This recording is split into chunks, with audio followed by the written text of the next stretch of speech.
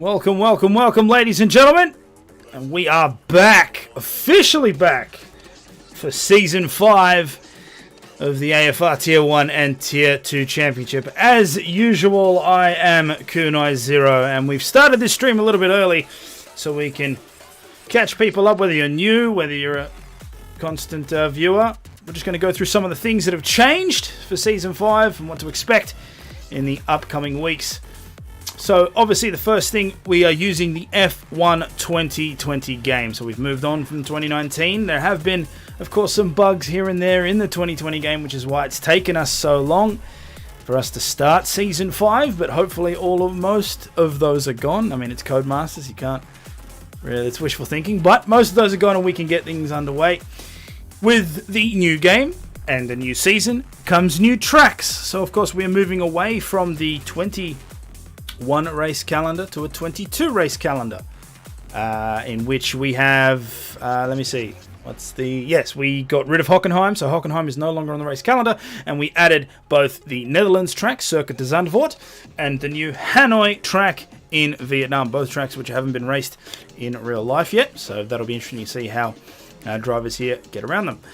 Pretty much everything else stays the same. There have been driver changes. There have been team changes between Tier 1 and Tier 2, which we'll go through in a minute. But other than that, it's pretty much all the same. So strap yourselves in, and it should be a pretty good season.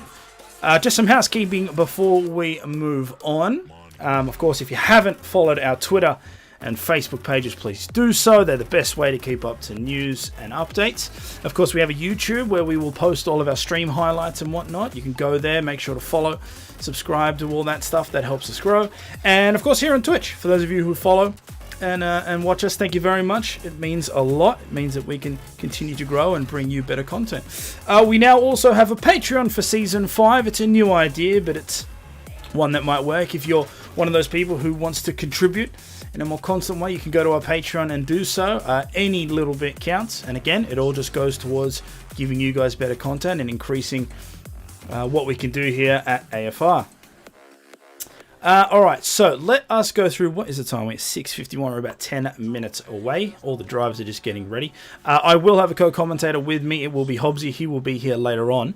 But let's just go through some of the changes for Tier 1. I think I have them set here. Let's have a look. There we go. Okay, so these are your new Tier 1 drivers. You will see some familiar names there and faces. But there's been obviously a switch around in some of the teams. We'll start from the top left. AMG Petronas Mercedes team. We now have Flyboy and Mikau. Mikau, of course, one of the top performing drivers last year. Almost bring the pain to Revo, but unfortunately couldn't make it stick, and Revo ended up taking that World Drivers' Championship. So Flyboy and Mikau will be driving for the AMG team. And then in Aston Martin, Revo has gone from Renault to Aston Martin Red Bull Racing, and he'll be joined by Shrimp there. Will we see Revo take another World Drivers' Championship, or will we have a bit of an upset or more of a challenge? We will find out moving forward. Major Payne and Lotus take up the two drivers' spots in Ferrari. McLaren have Jordan and Wahid. Bandcamp stays at Renault and is joined by his new teammate Pacey, who I don't believe will be joining us in the first race, but will be moving forward. Down at BWT Racing, or as they like to call it, the Pink Mercedes, is combined YouTuber and Apollo Pepsi. Gus Rules and Mattoid for Scuderia Alpha Tauri. Big Al 99 and Ali, who coincidentally are brothers, they'll be in the Haas F1 team. Red Panda, who moves up from Tier 2. I believe Big Al and Ali do as well. And T-Mac? No, T-Mac was Team 1 last year, I believe. So Red Panda and Matt Dabry in the Alfa Romeo team. And Potty and T-Mac, the drivers for Williams Racing. So it'll be interesting to see how all of these guys evolve, how they work together. Strategies will be higher. We saw a lot of team strategy happening last year. So it'll be interesting to see how it evolves. Will we see more? We saw a lot of sneaky teamwork happening in qualifying with things like tow and things like that. So it'll be interesting to see if that moves on. Will we build on that? I do know we had a set rule. You can't cut the track in order to do that, but we'll see how it goes. We know it was working, so I'm sure that the teams will move forward with that. So it shouldn't be much longer. I think we're about 7 minutes out until we can get things started. I'm not sure how long Hobbsy will be, but I can't imagine he'll be too far off. Astro Vela 6, you are dead set the best commentator. That is a lie, but I will take it. Thank you, sir. That does mean a lot. I do try my best. I can see everybody sort of coming into the lobby now, so this will be pretty good. We should have a full lobby, actually. It'll be pretty sweet. We'll be able to kick off Season 5 with a really good, nice full race. Getting ready for my first Tier 1 race. Yes, going to get slapped up. No, you can't think that way, man. Go in with positivity. You always have to think with positivity. And I believe I did hear... Are you, Hobbsy, in the chat? You did hear me? Hey, me. There we go. All right, there is the co-commentator. Are we ready for Australia? Ready to see good racing? Oh, I really hope so. I've been keen to get this season started, but it would be totally unfair for those who watch at home and the drivers if we started this with a crappy game. So we have had to wait, have had to persevere, almost like actual F1. had to deal with the coronavirus, but we're finally here, and hopefully we can get this stuff done hiccup-free, and it'll just be really good, nice, clean racing. Mini Shrimp, make sure to watch me spin. Okay, can do. No, I just saw you giving a preview of the teams, and when we were working at those teams and saw some of the teammates coming together, I was actually a bit surprised with some of the teammate selections. Is that the word? Yeah, something like that. And just some of the seeing Revo and Shrimp going together, I think that was probably the biggest surprise for me, because I originally heard that Revo was just going to be solo and just get whoever he was put with, but clearly I was mistaken. Let's go back to that screen. We'll keep that up while we're waiting for everyone to sort of jump in and get ready. So for me, I mean, like, obviously the big question for me is going to be, is Revo just going to take this championship again? He absolutely slaughtered the last one, which was, I mean, it was awesome in a way because we got to see him at work, but at the same time it was like, it's kind of like F1 now, right? Okay, we get it, Mercedes, you're fast. Can we maybe have some challenge there? But, you know, throughout that season, now Seb, of course, was a strong contender as well. He's no longer racing. He'll be helping us actually with the commentary team. He'll be doing some of the deep dive data stuff, more of a Martin Brundle-esque role moving forward. But Mikau was a big, strong contender, and he's only gotten better. So I'm hoping we have more of a challenge for Revo in Season 5. But yeah, no, Seb's actually there in the chat. Revo and Shrimp was not a choice. No, Revo was... Shrimp, I think, was the only other driver not allocated. So Revo chose Red Bull because obviously the rule was that the top 4 drivers could not stay in their teams. The teams had to change. So Revo chose Red Bull, and I believe Shrimp was just allocated to Red Bull. So yeah, I mean, that's going to be a good matchup. I'm just looking at the drivers. It's I think from third to last, it's going to be quite an interesting battle over the season, because I think everyone's skill has varied coming into the new game with all the new handling models and everyone having to regain their skills. So I think we're definitely in for some upsets. Yeah, so, I mean, the big ones are from F1 2019 to F1 20 are, of course, the traction control is more forgiving. We did go over this in the F2 on Friday, but the traction control is more forgiving. The ABS, the non-ABS, no ABS is more forgiving. You can put a lot more pressure on those brakes. You can ride them harder for longer, and they won't lock up on you. That's not to say they don't lock up at all. Of course they do, but it's more reflective of what you would expect in an actual F1 scenario. So you can put a lot more pressure on them. You'll see a lot more deep dives, I believe. So that'll be good to see. And ERS change. So in 2019, you had your 5 modes.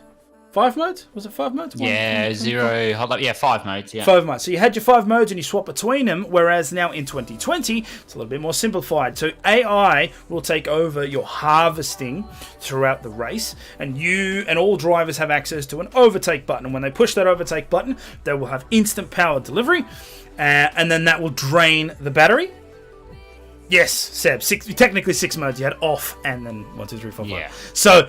Yeah, but in 2020, of course, AI takes over that, and it's different for each track. The driver does have some input as to how the battery will charge, of course, with how they drive. If they brake harder and longer, there'll be more ERS put into the battery.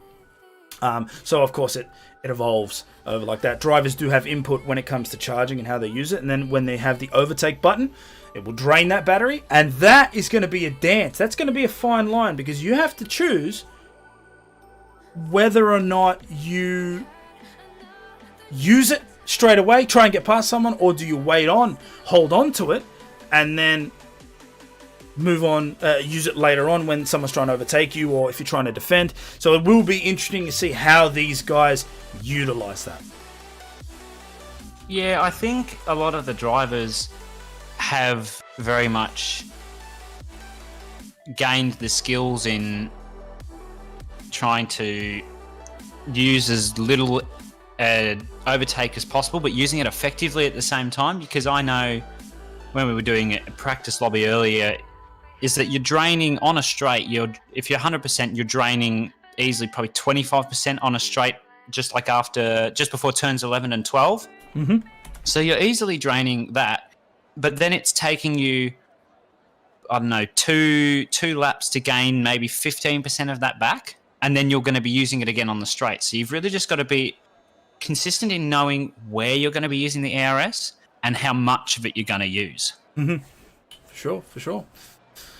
Okay, so all of our guys are ready. We're inside. You can see there on your screen that the qualification session is now underway. That means 18, or just under 17 minutes now because we've been wasting time, but it'll be underway. You can see some of the guys coming out of the pits now, so we'll have our 18-minute qualification session. That'll determine, of course, the grid for the race, and then we'll be able to get things well underway. For those of you who are just joining us, thank you so much. For those of you who have been since the start, also thank you so much. Let's have a look here. So, 16 minutes 30 left on that clock. We can see some of the cars now. It looks like Apollo may be the first car out on track. Yes, he is. We'll stay on board with him as he completes his outlap. Let's have a look here on the chat. Bandcamp telling us that it's all dry. All right, so it'll be a foot to the floor session. It's Tier 1. Oh, we've also got a follow here. Thank you, Revived Corgi 22. Thank you very much for the follow. Now, hopefully this doesn't bug out on me. I have had some issues with streaming, but it does look like everything's going okay. If you guys do have problems, of course, with audio, video, do let me know, and I'll try my best to fix them on the fly. But it is a little bit hard sometimes when I'm focusing, so make sure to let me know in the chat. In terms of lap times right now, I'm not too sure what is a good time for Revo and Mikau. My guess is, based off my horrendous lap times, you're looking at 19s, low to high 19s, so most of the drivers below Mikau and Revo, and then I'm guessing Revo's probably just going to blast around a high 17 and low 18, I guess. So Seb in the chat reckons Revo's going to do around mid 18s and that Mikau will do low 19s. So we'll keep an eye on that. Now we're on board now with Apollo, who is the first of the drivers to start their flying lap. Doing well so far, moving his way through Sector 1. Now Australia, it's an interesting track. We love it because, of course, it's in our own backyard. Drivers love it because it's a fun sort of test track for drivers. It's got, decent straights, not crazy straights, but decent straights, but it's also got nice technical bits. Then you've got the nice fast turns 11 and 12, where if you don't get that right, you end up putting too much pressure on the tyres on the ripple strip, and that'll spin you straight into the wall. So, it's a great way to kick off this F1 season, as Apollo makes his way through that chicane, hits the DRS section there. So, three DRS sections, or three zones, rather. Is it two? Because there's one at the back. Could be three.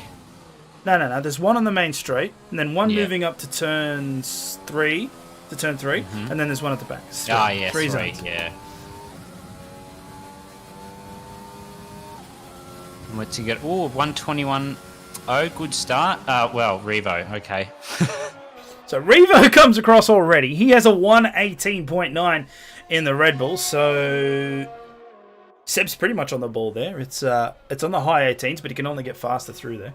Apollo comes across with a 121.0. Red Panda in the Ferrari, doing much better than the actual team. He's doing a 120.2. Mikau there with a 119.5. Flyboy, his teammate, with a 120.6. Geordie now with a 120.271. And we start to see these times flood in. We'll jump on with combined Apollo's teammate in the other Pink Panther as he finishes his out lap. Let's have a look at some here in the chat. Apollo Senzi. Look out for Charlie reserving as well. He is quick. All right, I will definitely. Speak of the devil, he shall set a time apparently, and 119.4 out of the substitute there. Jesus, that's fast. He's in the Renault. He's substituting for Pacey. Yeah, I've raced with him in a couple of open lobbies, and he is, there's no other word for it, lightning quick. He's definitely one just for tonight to compete with Mikau, I would say. Well, we'll all have our eyes on that. Make sure that could lead to an interesting battle. Here we go, Kunai. If the 20th driver doesn't join, Should I hop in the booth or not? Yeah, I guess. We'll see what happens. You can give us some in-depth data if you like. Can't imagine anyone to be adverse from that. Let's jump on there. Did River just set another fastest lap? No, it's just popped up again for whatever reason. It's still the same. But anyway, to on board with the other Pink Panther, the BWT racing team. And it's interesting because they've been making waves in the actual F1 world. They come out of testing with an amazing car. Everyone's like, what's going on here? Then people start to notice, this looks very, very similar to the 2019 Mercedes. Then there's an appeal. So Renault decide, actually their car's illegal. Racing Point say that it's perfectly legal. The FIA say that it's fine. Then there's the official complaint against them from Renault. Then the FIA come back and say, well, actually, it would be fine if you'd asked us at this point. But now it's no longer fine, and we're going to dock you 15 points and $400,000. And now there's an appeal from 5 teams. One is Racing Point saying, nah, that's cray-cray. And the other 4 are like, nah, the penalty's not hard enough. So, Jesus. It's rough. It's a rough day or a rough season at the moment for Racing Point. I'm sure there'll be something that comes out of this. It'll either be a more harsh penalty, or they'll just go, "No, sorry, other 4 teams. You're just gonna have to put up with it." Which I think the deducting 15 points is like, that's probably fair enough, and 400,000. Like, I know that seems like a lot, but compared to Mr. Lawrence Stroll's budget, I'm sure that's only like a small dint of his bank account. So I'm sure they're probably just laughing at the moment because they can easily gain back the 15 points. It's an easy thing to say. I mean, it's very easy to say, well, Lawrence Stroll don't care, haha, 400 grand. But it is a lot. 400 grand is a lot. I could do a lot with 400 grand. Okay, maybe the F1 team, it's something that will hit them because you have to consider how much people they have on their payroll. But that's not the part I'd focus on. 15 points is a massive hit, right? It doesn't sound like it if you're Mercedes, but that's a massive hit. However, to be fair, let's not forget that this weekend they've got the one and only Nico Hülkenberg. I think I said that right. And he performed incredibly in Q3. So if he does that in the race, that's kind of the 15 points back. If he sits third, exactly. If he gets a podium, oh my god! If he gets a podium, I'll lose my mind. I'm sure I'll see you on Twitter. If he gets a podium, then 1, well deserved, then 2, it'll just be crazy. But let's bring this back to AFR, shall we? So 9 minutes 25 left on the clock. The majority of drivers, that hasn't gone away. It's hilarious. That fastest lap is still there. 2020. You're the best. Okay, so yes, 9 minutes left on the clock. The majority of drivers Hammer Cross, we're still waiting on 3. We're on board with one of them, T-Mac, who is one of the drivers in the Williams racing team. And combined came across there, 122. So 122.0 is the slowest time on the board so far. We've got a nice balance. It's not crazy. So Reva's the only one in the 18s, but it's 118.9. It's not, not too far off. Charlie there, the substitute, 119.4. Mikau, 119.5. Big Al came across there in the Haas, 120. Matt Dabry with a 120.058. You could throw a blanket over half the grid. Oh yeah, definitely. It's a very competitive front runners. Like from Charlie down to Shrimp, it's within a second. Mm-hmm. Which is, for a first race, that's insane. And then you've got below them within another second and a half. So, exciting race ahead, I would guess. Yeah, all first indicators say that this will be a cracker of a race. We should see some really, really good midfield battles, and I'm hoping we see a bit of a challenge at the front as well. All right, what we'll do, I'm on board now with Geordie in the McLaren. And he will come across the line there and start his flying lap. So he's already set a 120.2. We'll see if he can improve on that with 7 minutes and 45 seconds on the clock. So through turns 1 and 2, fairly fast. Then you go into the DRS zone and then hard on the brakes down in second gear as you make your way into turn 3. Then turn 4, you want to short shift up to 4th to keep the momentum. Then up through the gears. The cars in 2020 are a lot faster. You can push them a lot harder through some of these corners. Then we go into the slow section, then through the slight bend, all the way up through the gears. Probably hit 8th by the time you get to the end. 100 meter board. Then down through the gears, 3rd gear. And then we push it up to the chicane. And then here's where we have the first of the ridiculously fast turns. You basically just smack the car left and then smack the car right. All you have to do is keep that left tyre just a little tiny bit on the road and it will count as valid. Then we go all the way. You push that all the way to the 50 meter board, down to 4th. And we keep it nice and fast into the 50 meter board again. And it's probably going to be quite an improvement, actually, on his old time. I didn't look at the sector times as we went through, but let's have a look. We're looking at the 119s, and it will be all the way up into 4th. What a lap. I mean, he looked promising from practice before, and I didn't want to say anything to jinx him, but that is definitely what I was expecting. That is crazy. So Geordie shoots all the way up into 4th with a 119.6. And again, have a look. Second, 119.4, 119.5, 119.6, 119.8. And then from 6th onwards, 20.03, 20.05, 20.07, a 20.01. This is awesome. We did not see this close racing in Season 4. But either these guys have gotten better or the 2020 handling model in the cars. This is awesome. If this is what we can expect, I cannot wait for this race to start. I'm definitely looking forward to it. I'm hoping Grivo gets a bit of a battle from Charlie or Mickey or even Geordie at the front there, because that'll definitely give him something to think about. Yes, indeed. Right, so on board now with the Alfa Romeo, not to be confused with the Alfa Tauri. Revo set a new faster lap and the old one hasn't gone away. He has, and that's true. So I'm hoping that goes away when we move into the race. Otherwise, that's going to be annoying. So the fastest lap is still Revo, but it's not a 118.9. It's a 118.7. So he managed to knock off 2 tenths there. As we see Matt Dabry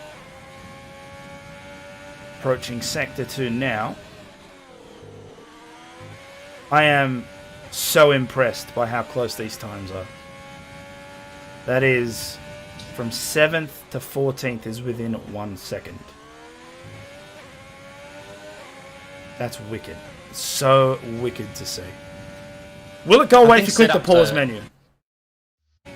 Don't know. I think setups are playing a big part as well in this game, because you can have 100% brake pressure this game, because ABS is a lot more forgiving, as only the front 2 wheels lock up, not all 4 like in the last game. So everyone will definitely be pushing it with the setups, trying to get the best performance out of their cars. Yeah, I'm not too, me personally, I'm not too in-depth with the whole setup stuff, but I do know that having the right one does make driving these cars night and day. And yes, it did actually go away. When I first did it, it didn't, but it has. Thank you, chat. The magic power of the AFR chat.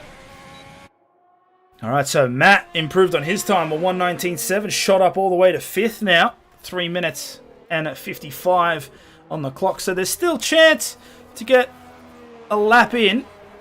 Revo still on provisional pole.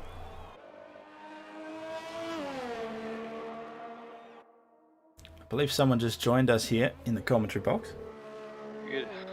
Good evening, gentlemen. A short trip back to the past. How are you doing, sir? I'm good, sir. How are you two doing? Not too bad. Just waiting on... Looking... Red Panda. There he is. Looking forward to the race, I can say that much, Seb. It's looking pretty close. Expect this to be the theme the whole season. I'd love to see that. Chat letting me know that Seb is quiet, so I've turned him up on my end. Hopefully that's enough for you guys. We got another follow there. Thank you for following Legends. I think I said that correctly. If I've screwed up the pronunciation, please let me know.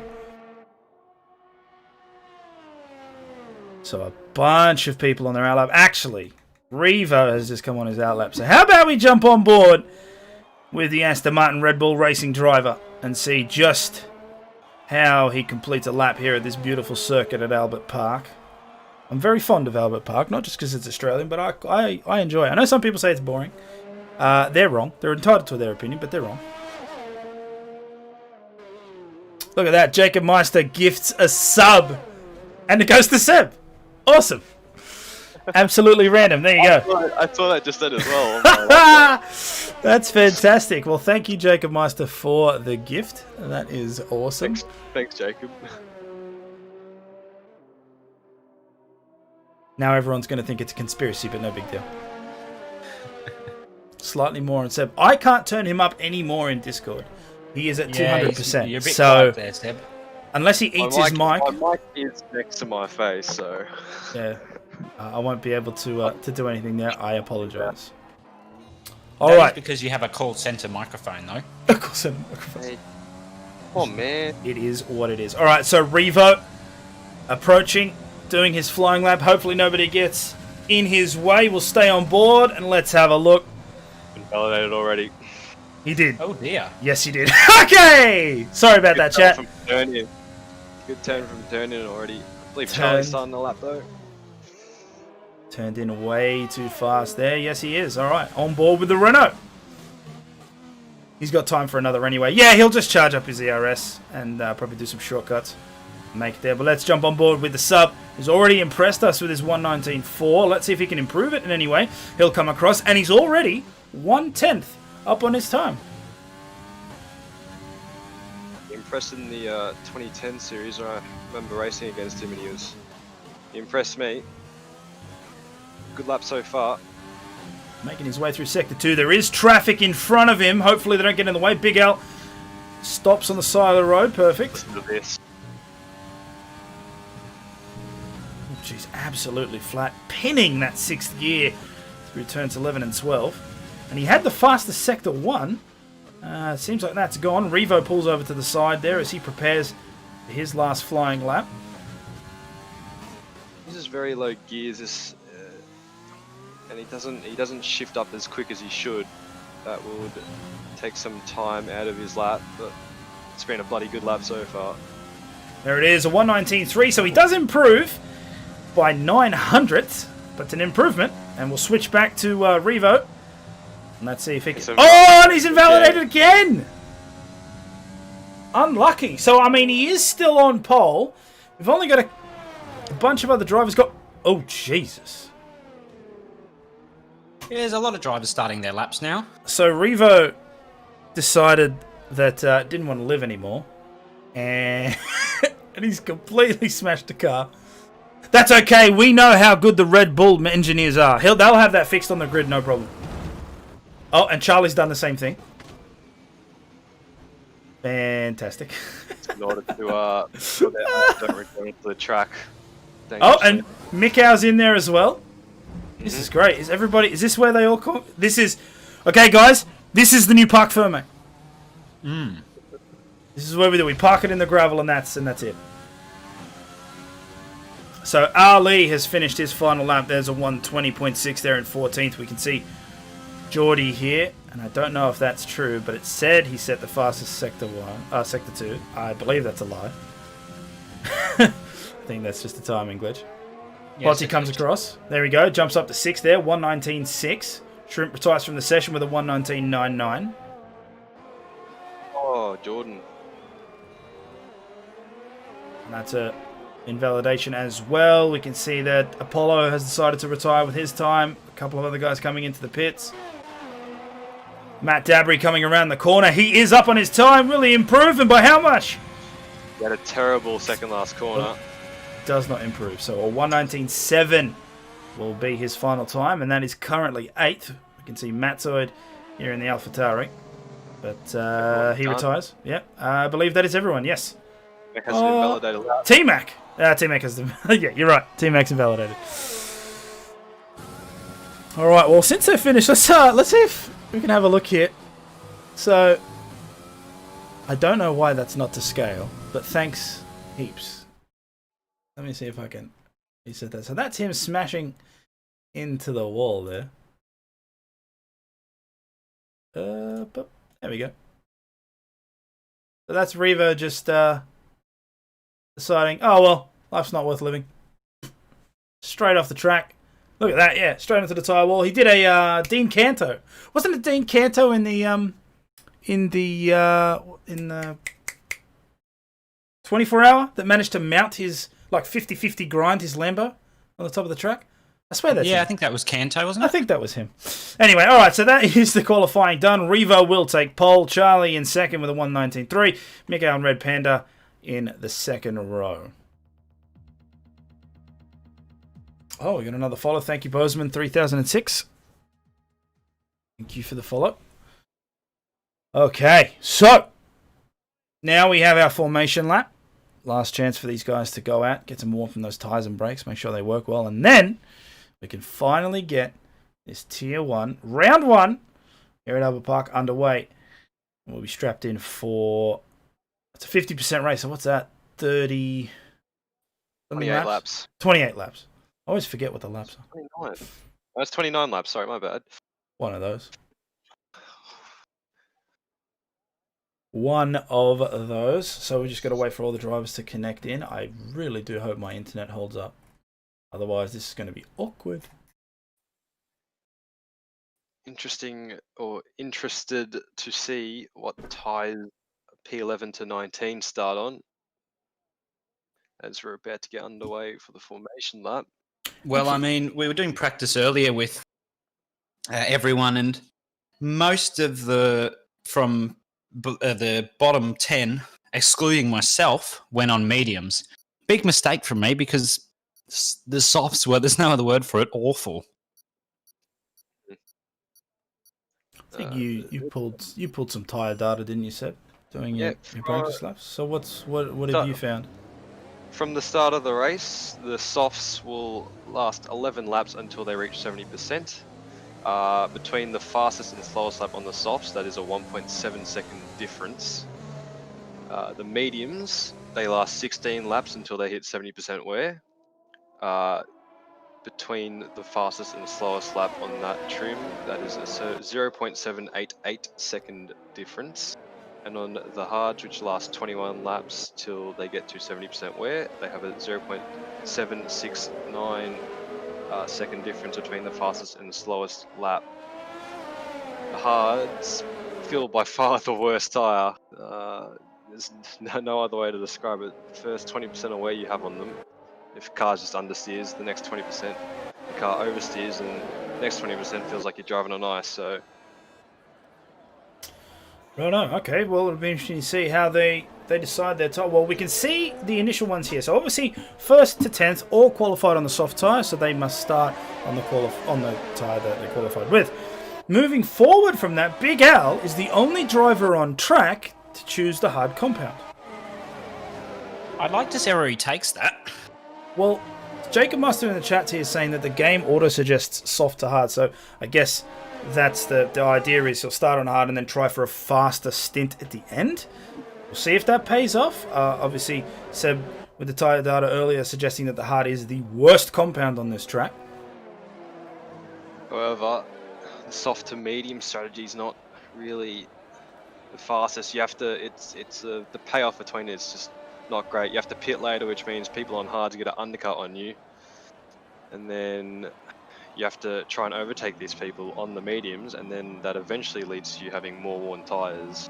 So at the end of the day, medium to hard will probably be the way to go. Expect Wahid, Ali, Lotus, Pepsi and Band to try and extend their stints as long as possible and try and bring out a safety car. Shrimp, 10, 11 and 12. Shrimp and Big Al just got disqualified on the last corner. Coming I up think to there was the a grid. collision there. That's got to suck, because that means their tyre wear gets reset, right?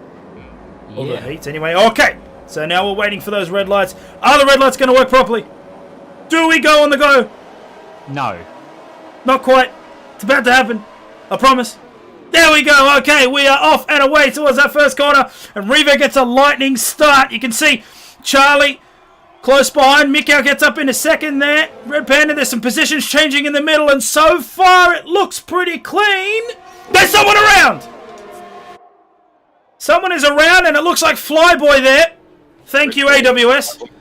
Oh, Shrimp's got no front wing now. Uh-oh. Safety car. Uh-oh. Oh, dear. Okay, so Wow. we already have a safety car, and we can see that a Renault is dropped at the back of the No, track. that's the safety car. That's a safety car. Oh, why is it? People involved in accidents. Why is it yellow? Well, it used to be brown. Now it's the same. Now it's the same color as the Renault. Okay, so Bandcamp up in 16th now. Flyboy must have got caught up there. Let's have a look at some of these damages. We can see. Yep, we can see damage on that. We can see damage there on the Red Bull. Oh god, the Red Bull's missing the entire front wing. I think one of you So said it'll that. be interesting to see now, in terms of the people who've got damage. So as you say, Panda, Shrimp, and Flyboy, what their strategy for the tyre is. Because if they go the hards, I don't know. I'm sure Seb, you're correct me here. I do not believe it would be smart to take them all the way from here. You can't take them all the way. At this point, I'd be thinking medium from here on out. Okay, yeah, that's not a good one. Not like medium to soft, because probably the mediums won't last that long, will they? Mediums will not last. No. Get onto the Okay. mediums now, and maybe if you have the tyres by about lap 20, you might be able to go to the softs, but it's a big doubt. Alright, so we can see a couple of cars coming in. I'm sure Shrimp will put... Whoa! Almost misses the tyre. Jesus, almost misses the pit lane. So Lotus... Ooh, Lotus. 5-second penalty for speeding in the pit lane. That... You would think over the course of a season he'd learn not to do that. And then consistently does that. Damn it, Lotus.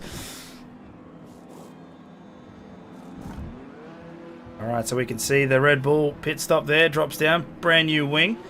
Luckily T-Mac has joined us. Or joined back, I should say. So, of course, the whole grid now under safety car. Let's jump back up to the top of that grid.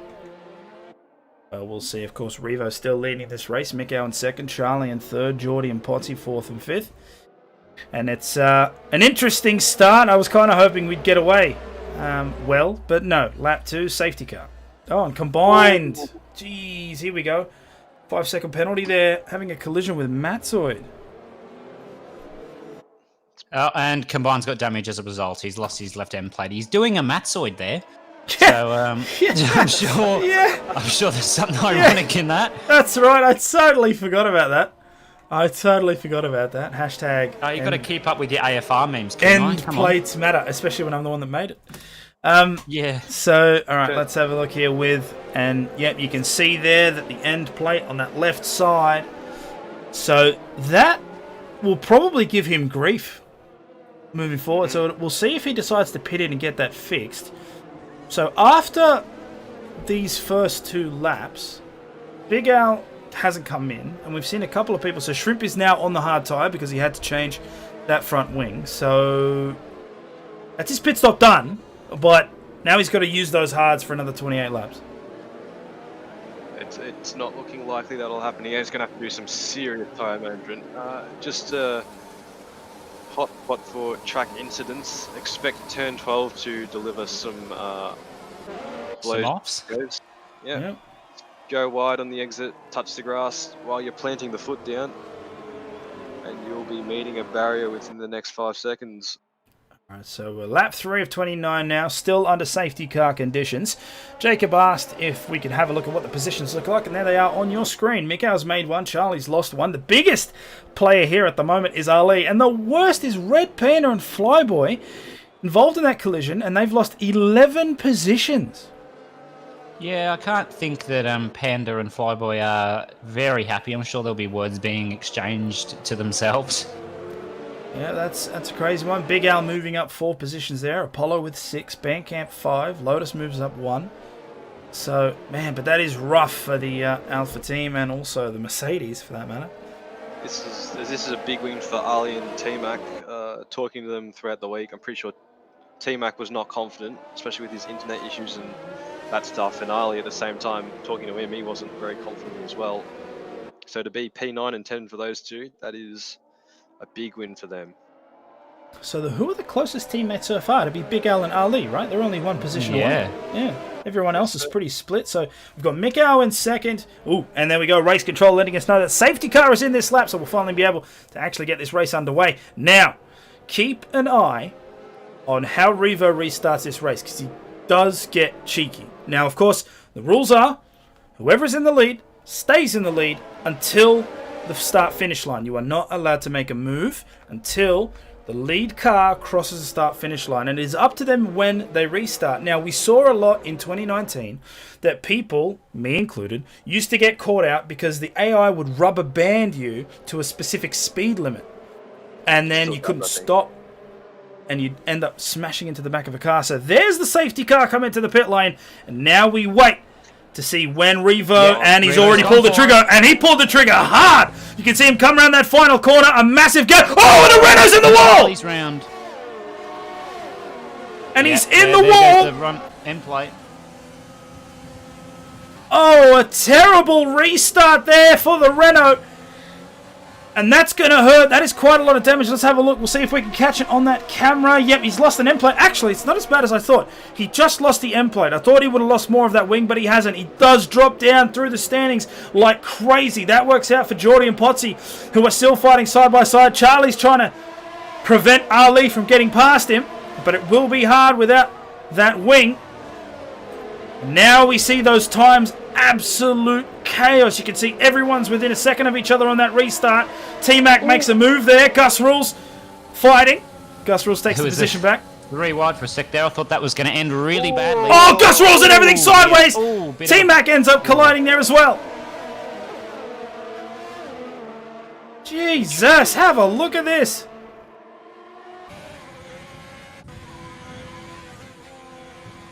Jacob, that was not Pog. Yeah, you're correct, Jacob. That was not Pog at all. Now, of course, with 2020, we do have extra car camera control as Flyboy makes the overtake there on Bandcamp.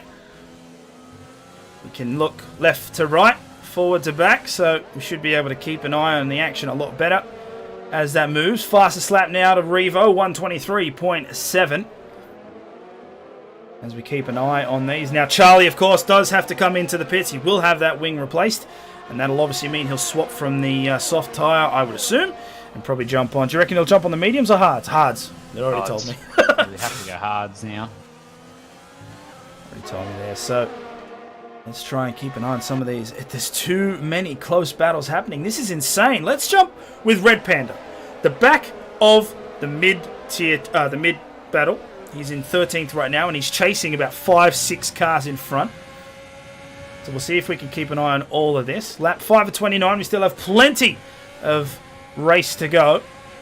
And it's already been a crazy one.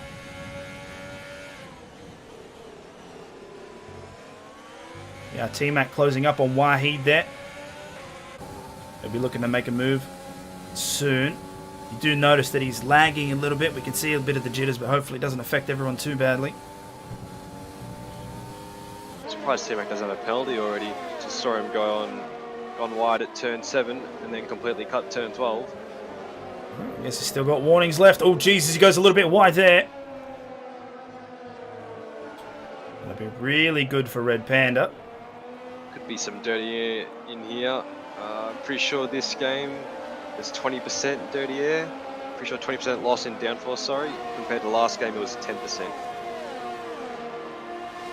That doesn't reflect the real life at all, but we'll take it. It at least means that being in DRS doesn't always give you an advantage, which is better than last game. It means you don't always get these massive trains. Skill sometimes means we will have these massive trains.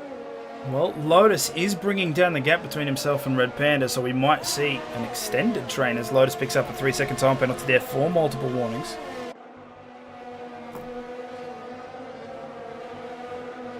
Red Panda trying his best to keep up with T-Mac. T-Mac trying to do the same to Wahid. Wahid's lost out that gap. It's now past the 1 second mark, so Apollo Gus Rules, they're well away.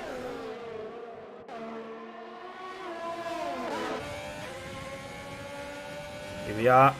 On with Red Panda in the Alpha, and I must say 2020 did get those engine oils nailed down.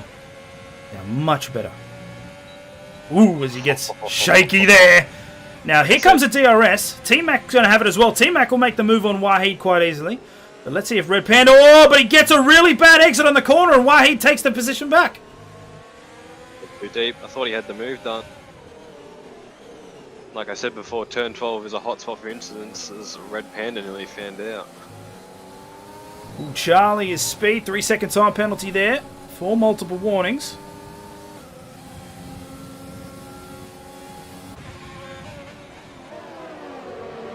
And don't forget Lotus closing the gap. Flyboy on hot on his heels as well. And Flyboy's probably going to make a move coming down into turn 3. No. Plays the safer game. I do like the look of that new Mercedes. Black is definitely their colour. With you. In terms of the look? In terms of the colour, I like the livery, just the darker colour just doesn't suit it, I don't think. Oh, Lotus cutting the corner a bit there. I think Flyboy is just letting Lotus drag him up to Panda and T-Mac. That's a big brain strategy from Flyboy there. Flyboy getting hit As hard. T-Mac goes wide and he's off the track. Oh, watch the rejoin. And not too bad. He'll rejoin safely. We do have sector 2 yellow flag just to be sure, but it'll be green in no time. Yeah, Flyboy getting hit pretty hard in that early incident as Lotus picks up a 3-second time penalty there. Jesus. A repeat of Season 4. And yeah, you can see Flyboy's probably just biding his time, waiting for the DRS section on that main straight. Make that move. Keep an eye on these times. He is the closest so far. Matt Dabry actually looking to jump on Potsy, but can't quite. Oh, way to the wall! I'm not sure what happened there, but we might be able to see it in the replay. AWS letting us know that the pit window is now open for a soft strategy. Oh, and Flyboy's off as well! He's dropping like flies at the moment. Pepsi's been quietly good up in PA. Oh wow, I cannot keep up with all those replays, but let's have a look. So we should be able to see here. You can. So there's Wahid in the wall. Not sure what happened to him. And then as I was trying to load up that replay, Flyboy comes around that first corner, just goes way too wide and ends up nicking the wall. No major damage though. So. I believe he dropped it on the apex curve, not the exit curve. You can see the dirt kick up there when he did so. So it's very unfortunate, just not having a great... Oh! And I switched to Matt as he tries to make that overtake, ends up clipping the back of Potsy and loses some time as as Lotus picks up yet another 3-second penalty. Potsy is severely dropped off Jordan. They were tussling before, but in the space of 8 laps, he's lost about 3 seconds to him, so... Alright, so Matzoid has pulled into the pits there at lap 9. He'll be switching off those 7-lap-old tyres. Following his teammate last lap, Gus pitted for the hard, so... As Matt tries to bring up or close the gap again, and as Apollo got a 3-second time penalty there.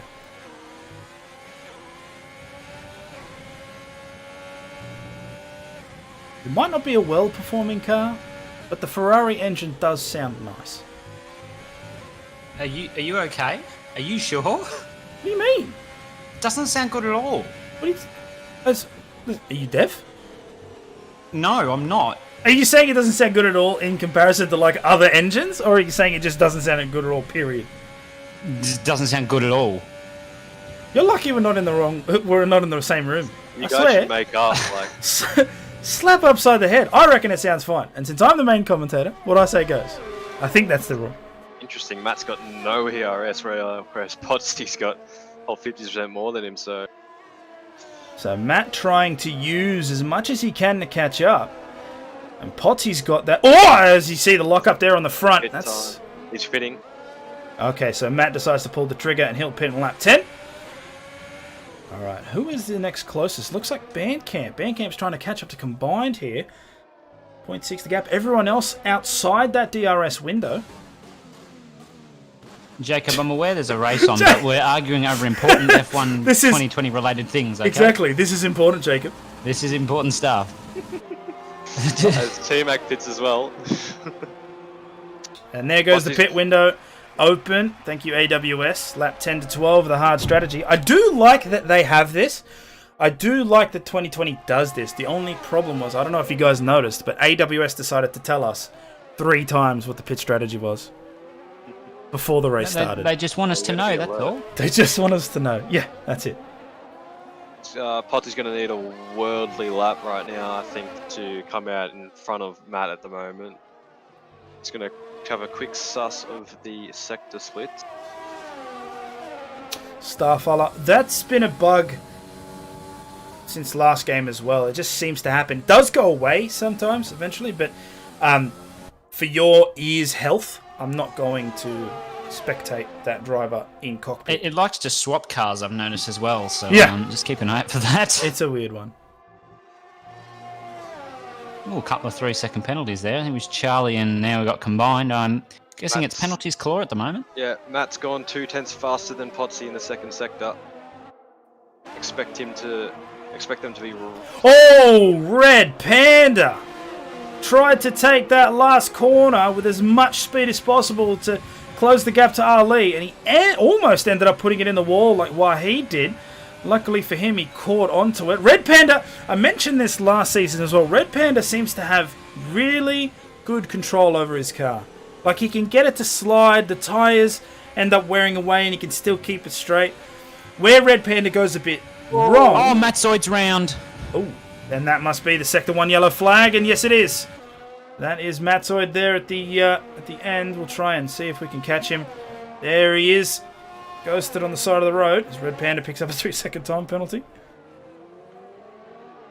Jeez, Matt must have got held up really bad in the pits. He's way off of Potsy. He came out right behind. He was only 2/10 behind when Potsy came out of the pits, but I think he just lost it trying to push it too much out of turn 2. Talking about Matt Dabry. Oh, Matt Dabry. Oh, well. Yeah, see, this is the alpha argument again. I gotta start calling Matt Dabry, Matt just Dabry, and I'll call Matt Zoid Matt. Yeah, it's the alpha thing. That's how it goes. Right, so back on with Red Panda, who has now closed the gap. It's only about 4/10, 5/10. So once he hits his DRS, he has about 40% ERS. You'll probably see that overtake button come on. There it is. He'll have a ridiculous amount of speed coming in, but he has to remember that brakes are a thing. Oh, and Revo's coming out of the pits as well. He does make the move, so he is up in the 4th, and now we'll have a slipstream and DRS as well on Revo, which is kind of nice. Now we'll see if Ali can take the position back, and Lotus has made his way up through the ranks, 6th position now. The only downside is he has, at least by my count, and I haven't been paying attention too well, but he has about 12 seconds of penalties. Yeah, it's a lot.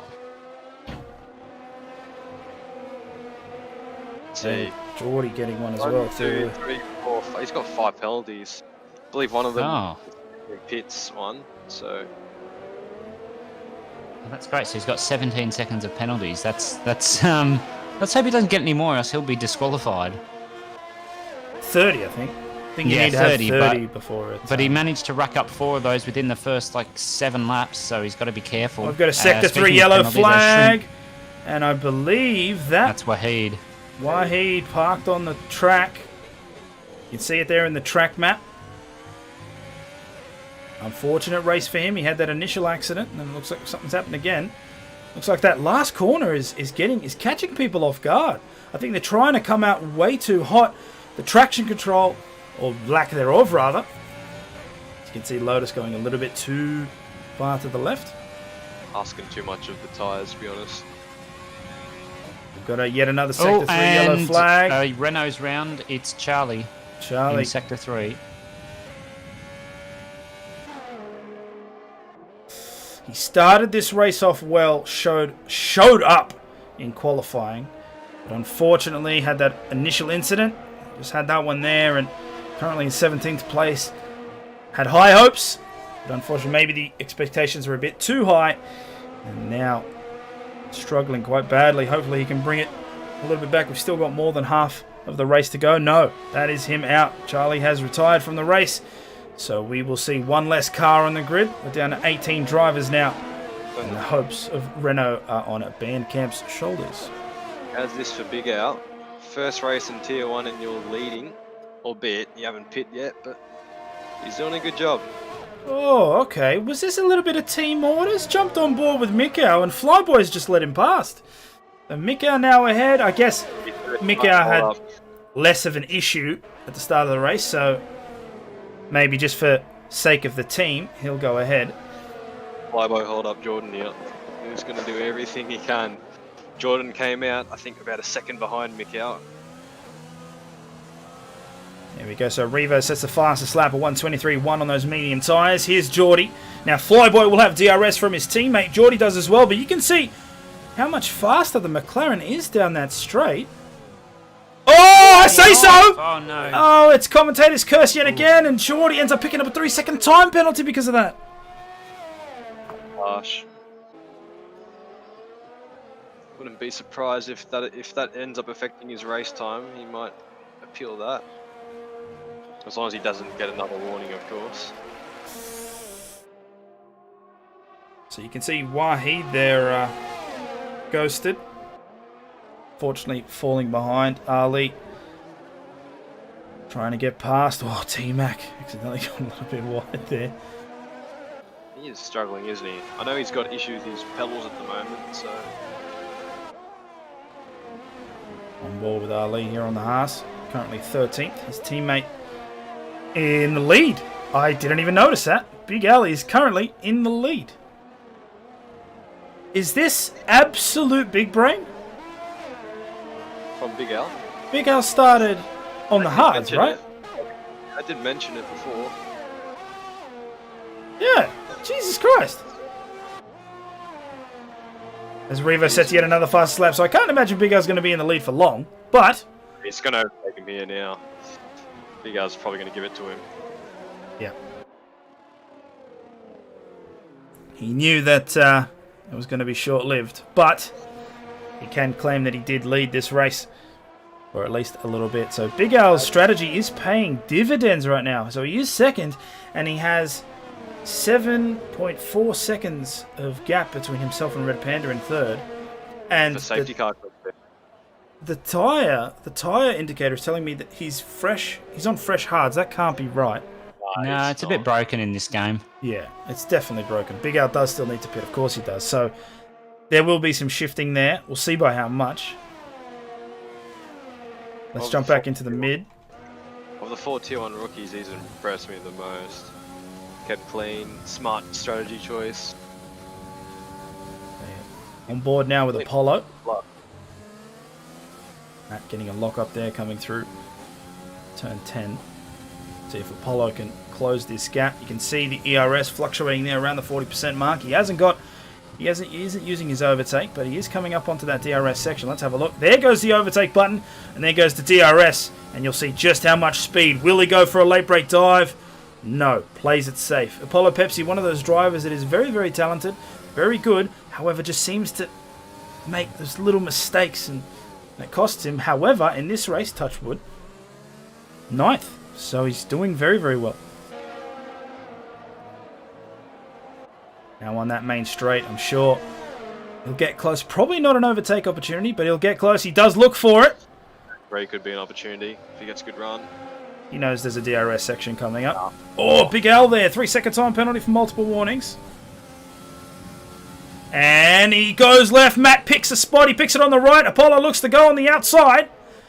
He'll have the inside line. No. Plays it safe again. So Apollo is learning from his previous mistakes in Season 4. The goal is, of course, just get the car home. Oh, and he picks up a 3-second. I've been impressed so far. These goals should just be finishing each race. Get it in the top 10.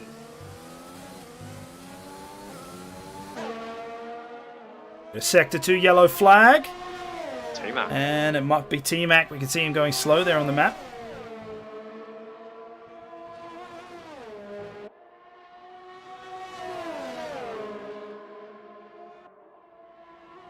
Apollo trying to close this gap. Currently around the 5/10 mark. Red Panda pitting. Ibo making a position, so does Geordie. Potsy, Matt, and Apollo Pepsi will all jump up one. Red Panda on. Oh! Oh, Apollo took the apex a little bit too sharply there. Ended up drifting, so that's going to cost him time. He definitely won't catch up now. Through here. You can see Matt takes that first apex very, very tight, kicking up a lot of dust. And yeah, that gap is now extended. That is unfortunate for Apollo. Let's jump back a couple of positions with Matzoid here in the Alpha Tauri, who's trying to chase down Red Panda in the other Alpha.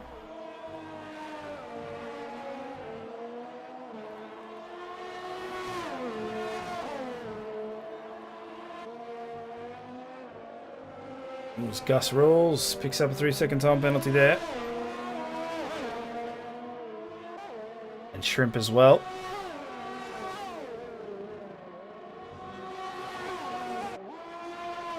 Geordie and Flyboy swapping positions. Geordie now up into 4th, splitting the two Mercedes. Oh my god! Oh, what was that? Out. Holy sh... Whoa. What was that? Turn 12, that's what that was. Oh dear. Goodness. Yeah, that's a safety car. I had a feeling. Big Al, this is Big Al and Flyboy. Panda's pulled the plug too early. Yeah. Alright, so let's just... We'll jump onto the replay here. I don't know if I caught it, but it's a horror movie. I switched to... So here we are on board with Matzoid, and I say to myself, alright, well Apollo's looking pretty close on the timing tower. Let's switch to him. And then all of a sudden, air. There he is! Flipping through the sky. Jesus Christ, what an accident. Like I said, turn 12, a hot spot. That's just on the grass. Rear end's not going to like that. Let's just have another look at this. So, there we go. Swap it to Apollo, and whoop! Upside down. Jesus Christ. I jinxed him. Goodness. That's what I did. I jinxed him. Yeah, I said he was doing well, and I bloody jinxed him. Apollo, that's my bad. I'll take the blame on that. This is interesting now. Big Al, Red Panda, Flyboy, Potsy. Pretty sure Matt pit as well. Gus, Matt Zoe, Ali, Shrimp. All pitted for new tyres. Revo's pitting as well. I'd assume Mick Dow and Jordan would do the same. My God, how good has this race turned out for Big Al? It's a blessing in disguise. So we're lap 18 to 29, which means, what's that, 11 laps out, something like that? 12. Yeah. 12, yeah. 10 now. So it was 11, because it's lap 19. Yeah. So let's see. Revo in the pits, Mikau in the pits, Geordie in the pits. I'm assuming they'll all switch onto the soft tyre. Big Al shifts up there into mediums. So, wow, this is an absolute... This is a great shot for Big Al. This could be exactly what he needed. Expect Mikau and Jordan to get him early on, but if Big Al can hold on to them, he's got a very good chance of a podium. Those softs will die off. This will be a quicker safety car as well. It's near the end of the race. Also be the last safety car of the race, I'm pretty sure. It's a maximum of 2 in VSCs, so yeah. It won't be another one. Here we go. So on board now with the only remaining Racing Point car combined as he goes into the pits, puts on a fresh set of soft tyres, and it looks like he'll probably come out in 15th place. Nope, he'll come out in front of Bandcamp, so 14th there. Let's switch it up. Who can we... We'll jump on with 3rd place now. Mick Hours. You can see him there in the safety car queue. And honestly, I still cannot get over. I'm just going to have a look at that one more time. I cannot get over how hard Apollo hit that wall. And it's annoying because we didn't get to see the lead up to it. We obviously switched. You can see a switch around here. So we only got to see him in the air. But my God, what an accident. Yeah, I don't think I've ever actually seen anything like that before. That's so incredibly hard. Oh, he's in the chat. He's in the chat. Clip to grass with the rear. Dirty air is a pain. 200 k's an hour. Yeah, mate. That looked painful. Yeah. But I'm sure you said some words to yourself after that one. Props to the wheel tether. It works better than in actual life. Jesus Christ. Yeah. Geez, actually, small comment on that. How about that accident last week with Kvyat? Yeah, that was insane. Coming through maggots, that was something else. That was a massive accident. Massive accident. And then just pushed the camera out of the way. Well, I mean, tire there, to be honest with you. Yeah, they did mention that. That was quite it's a fast section. So wait a minute, Wahid. Last, but he's copped a drive through. I think that might be a bit wrong because he should be allowed to overtake because he's been lapped. But nonetheless, that's unfortunate. I think maybe the bug is still here in 2020 as well. We did have some issues last season where some of the people who have been lapped thought that they could get past, but because the safety car had yellow flags on, it would ping them. It's a shame. We'll have to investigate that one later. Oh, sorry, didn't see the follow there. Thank you, Hurricane the Hunt. Thank you for the follow. What was the pole time? It was an 18. Thank you, Sim Dogger. It was a 118.7. I can't remember the last two digits though. I should write these things down. You'll I get really it right. should write these things down. You would think. See, the problem is Crofty. He has all these monitors and computers in front of him. It's just me. Yeah. I've got two now. At least I've upgraded. I've got two monitors now. Yeah. We're just sitting in front of a monitor, just trying to analyze what we can. Trying our best for you guys at home. There's 50 of you apparently watching, so I'm doing something right. Yeah. All right. So I wonder if the safety car will come in or if we'll have one extra. Considering that Wahid's coming across the line now, it'll probably be... No, that's one extra by the looks of it. It's gone past the sector 3 line, so it's going to be one extra. Unless the safety car decides just before the pits, no, hang on, I'm going to come in. But that's unlikely. No, it won't come in now. We'd know by now, yeah. We definitely know by now. At the end of the second sector. So this is going to be a godsend for everyone who's switched on to soft tyres, because obviously that's going to mean reduced tyre wear for the first couple. That'll mean lap 21, possibly lap 22. I doubt it. I think we'll only have just one. So that'll mean 8 laps to the end. It'll be an absolute sprint. You can see the changes there. The majority of the grid on the soft tyre. We have a couple of drivers. Was that 1, 2, 3, 4, 6 drivers on the medium tyre. My screen is telling me that Lotus is on 21 lap old softs. I don't know if that's accurate. No, that's a glitch. It just shows how many laps there's been, and that's the compound you're on. It's just, I mean, I'd like to see him try to get around on Actually, 23 lap old softs now. Let's see if we can do a quick chat hack. So we'll change to position change. You can see Big Al has gone up 9 positions since the last check. That's awesome. 7 positions there for Gus, 4 for Ali, 4 for Lotus. Wahid's lost 5, T-Max lost 2. We'll jump back to the tyre. No, still the same. Okay, it works for the fastest lap, but it doesn't work for the tyres. So the rest of the grid is we've only got 2 cars that are yet to catch up. You've got Bandcamp there in 16th position, and we have Wahid as well, who's in the pits, and he'll have to serve a drive-through penalty, I believe. Let's have a look. Will they hold him there? No, so he must have already served it. It's an unfortunate race for him. He was doing so well and then ended up punting into the wall. Feel for that guy. Here we are, lap 21 of 29. Under safety car conditions. Revo leading this race. Big Al close behind. Mick Al will be wanting that second spot. And the safety car is now in this lap. There go the lights. So, we are now up for a restart. Where do we think we should follow this from? I'm thinking we go to Red Panda. We'll jump on board with him so we can watch these first couple of cars. Actually, we should probably go a couple cars more back. Probably Potsy. So, of course, it will be up to Revo for this restart. The last time he caught... oh, that's right. Simdogger in the chat. Can't serve drive-through on the safety car. Nadur. That is, of course, a rule. Did you not use brain there, Kunai? Nah, man. Listen, I just speak words, okay? Yeah. I speak words, I push buttons. Don't expect too much. All right, here comes the restart. So Revo goes off, but this time Big Al and Miko are a lot closer. We're on board with Potsy there as they make their way down to the first turn. Potsy's going to look for an overtake, and he does. Goes up on the outside, but Flyboy's going to keep that inside line. And so far... Oh, Matt! Oh, hold on! One of the McLarens is in the wall. There's a massive crash there. It looks like Gus Rules got caught up in something. And he's lost a ton of position. So has Ali. Shrimp's up. Potsy's up. Potsy gets this done. What a move. Oh, that was great. Jesus. The respect. Yeah, it's hats off to those two. Flyboy Potsy, that was a good battle. What a move by Potsy. Here we go. Matt Dabry trying to go up on the outside of Flyboy, but it's not going to work. Ends up having to lock the tyres. That's going to work. Oh, Mattoid's out!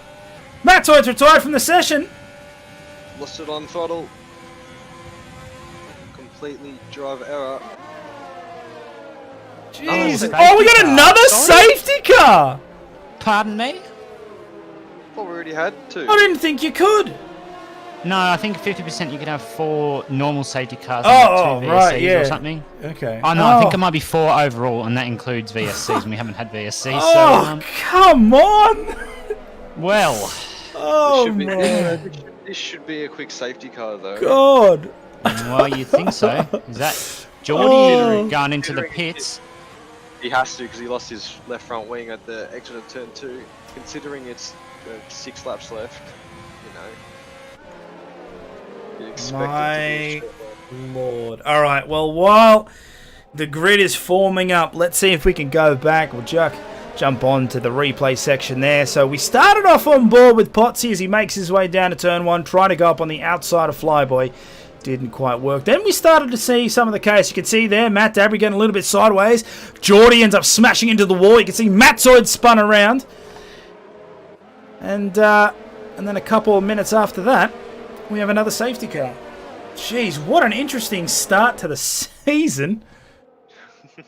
Just watching the exit of turn 2 behind Jordan's half-spinning McLaren. I believe Gus and Matt got in a tangle on the exit of turn 2 on that right-hand side exit curb.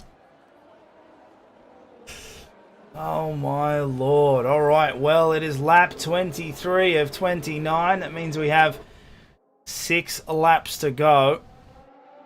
We'll see if the safety car goes around once or twice. Thank you for the follow, Shadowy Arctic. Appreciate it. All that chaos has allowed the Shrimp, Ali and Lotus to get more points now. Band's up into P12. Yeah, that's a good one for Ban. Ban starting in 19th place. Started this race, he's now moved up. Hopefully he'll be able to keep up the pace. Maybe overtake Combine and Lotus while he's at it and get some points for Renault. Because unfortunately Charlie, even though a strong showing in qualifying, ended up winning it. Oh, Jesus, here we go. Follows on follows. Thank you, Gaza TV and Commandos Ninja. Lotus last on pens probs. Probably. I mean, I wrote down 4 penalties. I tried to write stuff down, but I know we got 2. I think you got another 2 after you plus pits, so 6, 20. That's not good maths, is it? 6 3s. So there you go. 18 and 5, 23 seconds. I'll get my maths good. I believe he's already served that 5-second one. So.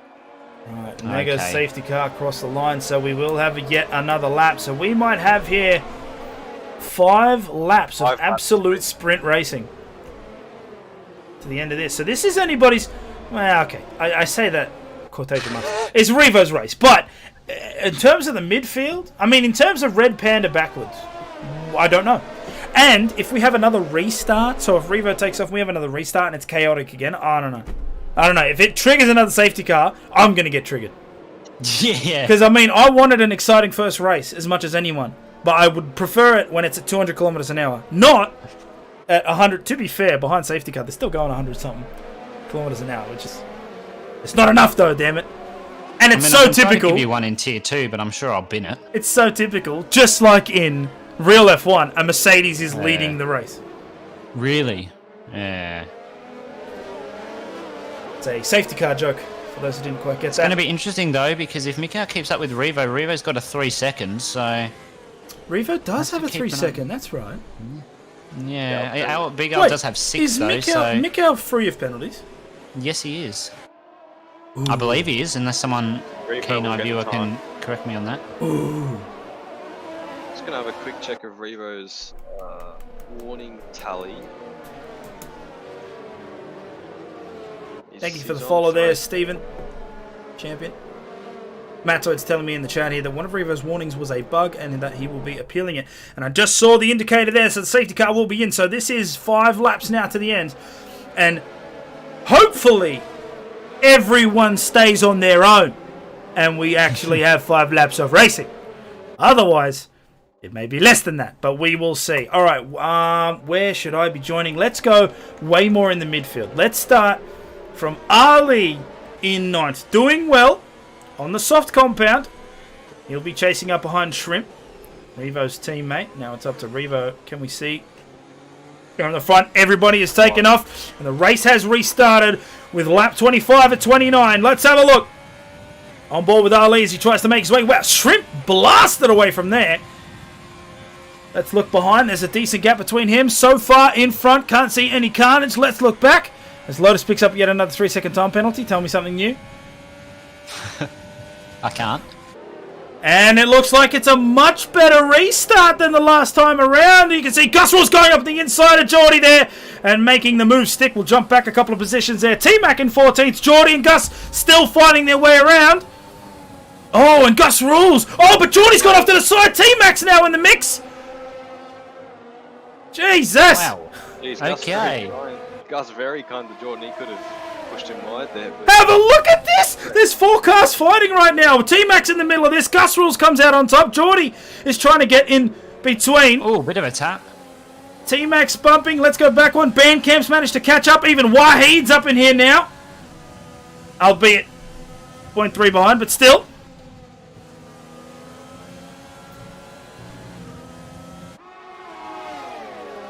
Oh my lord. Jordan's already run out of his ERS deployment for the lap. And Gus is... There's still... Everybody's fighting. Gus is having a really hard time to keep control of this car. T-Mac's probably going to jump him now as Revo sets a fastest lap of 1:22.014.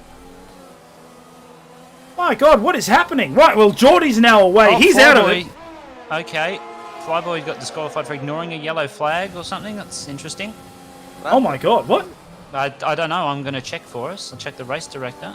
There he is, parked off on the side. You can see the Mercedes there off the side. Yep. So he was disqualified. Oh, God. Just when I thought 2020 was free of bugs. And yeah, ignored drive-through penalty. Sorry. Oh. What about it? With all the safety cars. Well, yeah. See, so I've had this issue in 2019 before where it asked me to do a drive-through penalty, but I didn't see it because of the stay behind so-and-so. Big Al and Big Al. Big Al and Big Al. Oh, this is going to be close.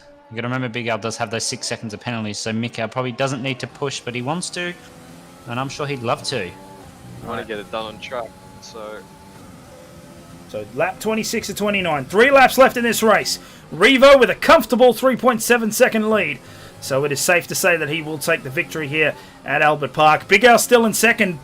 His strategy and the ensuing chaos that came from this race is paying dividends, but Mikal is very close behind. And let's not forget, I mean, it doesn't really matter in 2020, but still, he is in that black Mercedes. He hits the overtake button, and turns it off, actually. Decides not to move on. Now, of course, it's a safety car restart, which means no DRS until 3 laps in. So it's only going to get enabled on that last lap.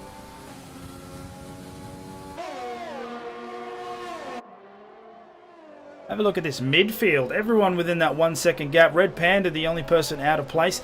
The 1.4 second to Mick Howe. So Big Al, he'll be looking to defend as hard as possible for these last couple of laps. And hopefully he can bring home a podium for Haas. That would be incredible. Oh, you have to pull out a pretty good gap. He does have the 6 seconds. Red Panda has a 3-second time penalty. Potsy has a 5-second time penalty. Okay, so this could be good for Big Al here. He might get the podium done. Whether it's a second or third, I'm sure he'll be happy either way for his first Tier 1 race. It'd be a great showing from the Haas if that is indeed what happens. Apollo Pepsi in the chat. What did I miss? Everything. Yeah, absolutely everything. Everything. It's hard to explain. Gus Rules there with a 3-second time penalty as the clock winds down here. Albert Park, 27 to 29. Revo will cross the line any second now and trigger on that last. There we go, 28 to 29 now. And sets the fastest lap for good measure, a 1:21.94. And have a look at this. Mikko has DRS, but he's playing it smart, choosing not to use the ERS. Probably charging it, over the lap and then looking for an attack. No, he'll make it do now. Up into turn 3.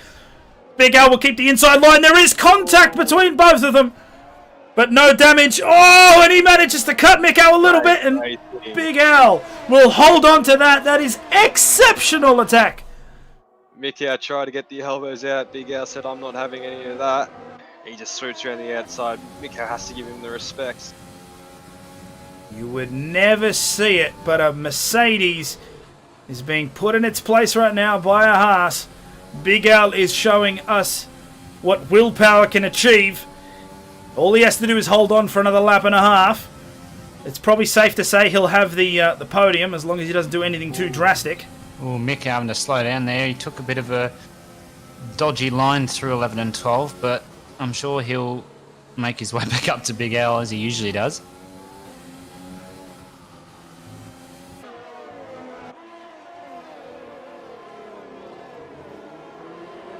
It's so hilarious. The tyres are saying that Lotus is on 37 lap old. Only 29 laps. She'll be right. There's only 29 laps in the race, but no biggie. All right, so we... Meanwhile, at the back, Ali's been overtaken by Combine and Jordan, I believe. Yep, he just dropped down into 11th there, but we're still on board with Mikau. Mikau looking for that inside. He'll go on the deep dive. Oh, but well, be careful, Big Al. He's driving a Haas. He channeled his inner Grosjean, attacked, moved too late in the braking zone. You can't do that. You've got to watch out. And Red Panda and Potsy also having a bit of a battle. Red Panda moving up into 4th now. Potsy not happy with that. I'm sure he'll try to chase him down. Now, Big Al is in 3rd. Hopefully he'll be able to hold on as Lotus picks up. Say it with me, chat. 3-second time penalty, thank you. Yeah. I believe Red Panda could get a podium here. He could, yeah. Red Panda's only got 3. I believe Red Panda being able to keep Potsy behind him has allowed him to not get caught up and lose time. Yeah, gee, Big Al nearly caused Mick Al some trouble in turn 3. It was very borderline dangerous. Yeah, here comes Revo across have the a line look on now. that track map. Revo will cross the line and take the first win here at Albert Park. He'll take round 1. And Mikau and Big Al. Now, Potsy is close behind Red Panda, but I don't think he's going to be able to get anything done here. So Mikau will cross the line. Big Al crosses the line in 3rd. Red Panda with 1.4 seconds. So Big Al will get a podium. 3rd place in his first race here in Tier 1. What a show. Jordan and Lotus dropped out the points at the very end due to time penalties. Jeez, what a race.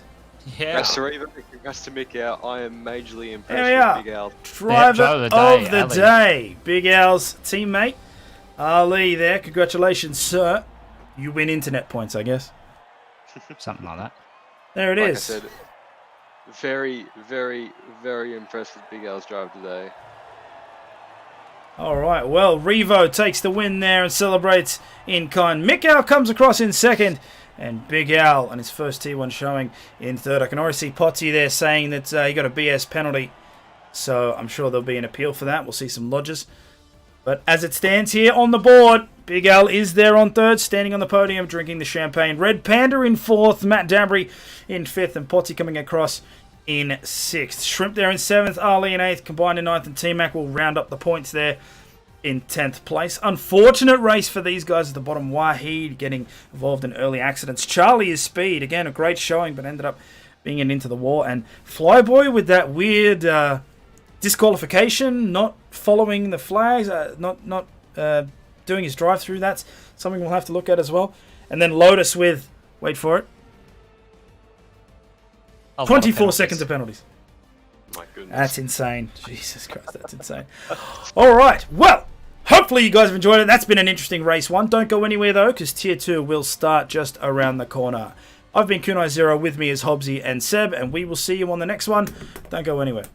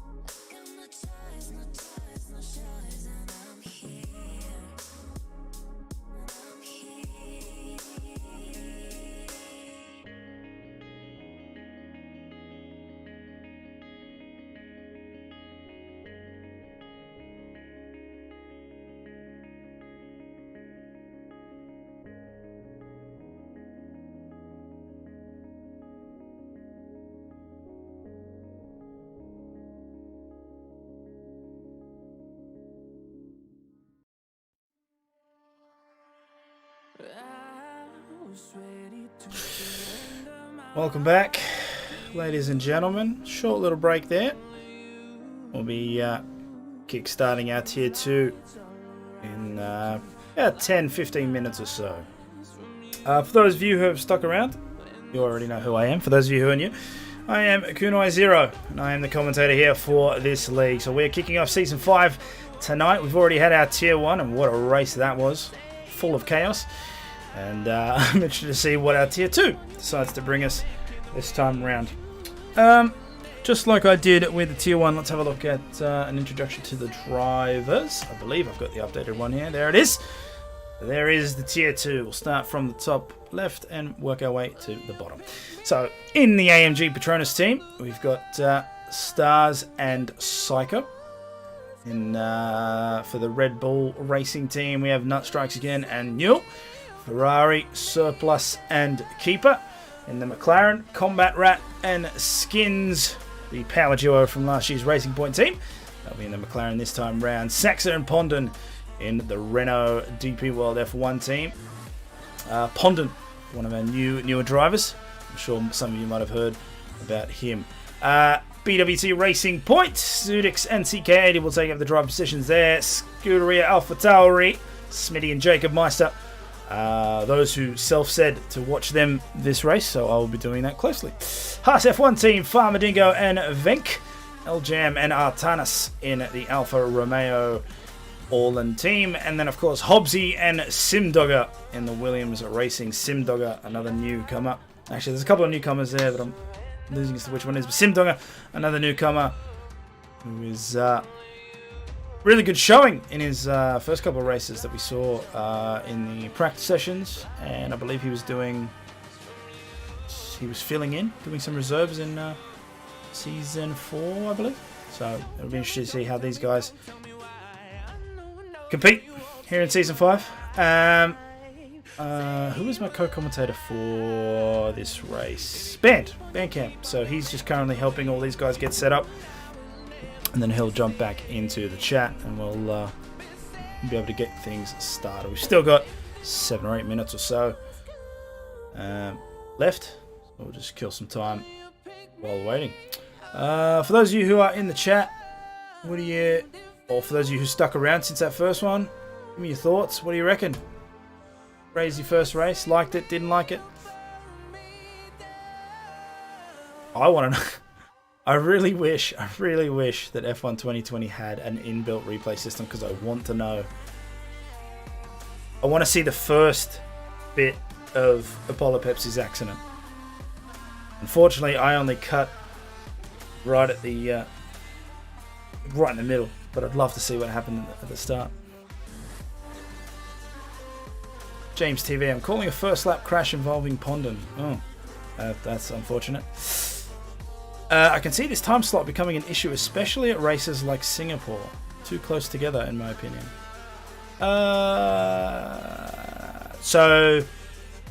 You mean because if there's safety cars and things like that, Potsy? Yeah. We have backup hosts and things like that who can start. Unfortunately, it makes more sense for the times to come closer for the majority of drivers, because you have to understand for us in the golden land of Australia, it's only 8:30, but for those in our brethren in the what was I going to say? That's ridiculous. In New Zealand, it's closer to 10, so we do have to keep things in mind for these guys. So we'll do our best. If it does carry over, it carries over. You know, what are you going to do? But you know, we'll try our best to make it work. Definitely. But you wouldn't expect Australia to be a less problematic race, would you? But it was. It wasn't. It was crazy. Singapore might run over time. Who knows? Maybe they just get better. If everyone just gets good, we won't have this problem, right? So everyone should just get good. Kunai's top tips. Get good. We can always delay the start of Tier 2 by 5 to 10 minutes. That's exactly right. We can do that. And it's not that drastic, you know what I mean? They were ready to race at 8:30 instead, so if we start at...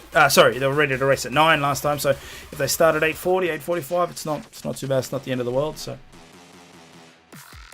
Just means everyone's on their toes. Alright, what are we waiting on? A couple of people? 16 drivers there, so I'm still waiting on a couple. Oh, man. Still trying to understand what that first race was, to be honest with you. 3 safety cars. I saw a lot of people. There seems to be a lot of problems with the tyre wear. Just some people couldn't get that grip down onto the track over time. It's unfortunate for Wahid. He ended up punting it quite a lot. So it's something we'll have to keep an eye on here on T2, see if they do better. What I was really impressed by, especially in the qualifying, was how close these guys were. So I'm interested to see if Tier 2 will show the same result. Usually, at least from my memory in Season 4, 2019, we saw that T1 was closer in the qualifying and then T2 was a lot more spread out. I'm interested to see if Tier 2 is going to be closer up as well, because I would love to see the type of racing we just saw there in Tier 2. Some people mistakenly think that the Tier 2 guys are of less talent, lower quality. I don't think so. I think they're both in their right, and I hope that Tier 2 come up and show, because I've seen a couple of these guys race before. Well, the majority of these guys race before as well, and I've watched a couple of Pondon streams and seen him race, Dogger as well. Hobbsy as well. He was the one that was doing the commentary, obviously, in Tier 1. He's now racing there for Williams. Nut is one of those guys that he tests my patience. Because I'm always like, he's a good driver, but he just gets caught in really bad circumstances. Which is such a shame. He's like Apollo. Just, God damn it, have a good race for once. Please. And Stars as well. Stars showed up really, really well last season, and in some of the practice races. So I'm hoping that he'll push hard and give us a good show. James TV, Tanis is a good one to look out for. I've heard so. So we will find out driving there for the Alfa Romeo. So hopefully he'll be able to. Again, this is what I'm hoping. I'm hoping that this Tier 2 list is nice, close racing, because that's all I want to see. I just want to see good racing. That's it. And we saw a great Tier 1. I mean, it was a great Tier 1. Obviously, I would have preferred less safety cars, but still, it's a great Tier 1. Revo putting on a hell of a show. Mick Al and Big Al as well. Jesus, what a drive, right? He gets third on track, but I don't know. Obviously, we do have to take into account things like appeals and stuff. That we had a lot of warnings. Their safety car screwed up a lot of things, so we'll have to see how that goes. But yeah, I'm really hoping Tier 2 shows up tonight. I'm keen for a good race. I think my penalty is being removed. Yeah, look, the stewards will have a look. We do have stewards, by the way. We just have to finalise who they are. So we'll definitely have a look at any penalties that get reported and make sure that we process them as quick as possible, because I know we don't want everybody just waiting on a decision till the last day of the week. I think that's all the drivers ready to go. Woo! 20 drivers. Yeah! Oh, we got a follow. Thank you, Ibis. Oh, yes, you're one of the drivers in our series. I think he's driving in tonight, actually. There he is. Cool. And I think I just heard Band jump into the channel. You did indeed.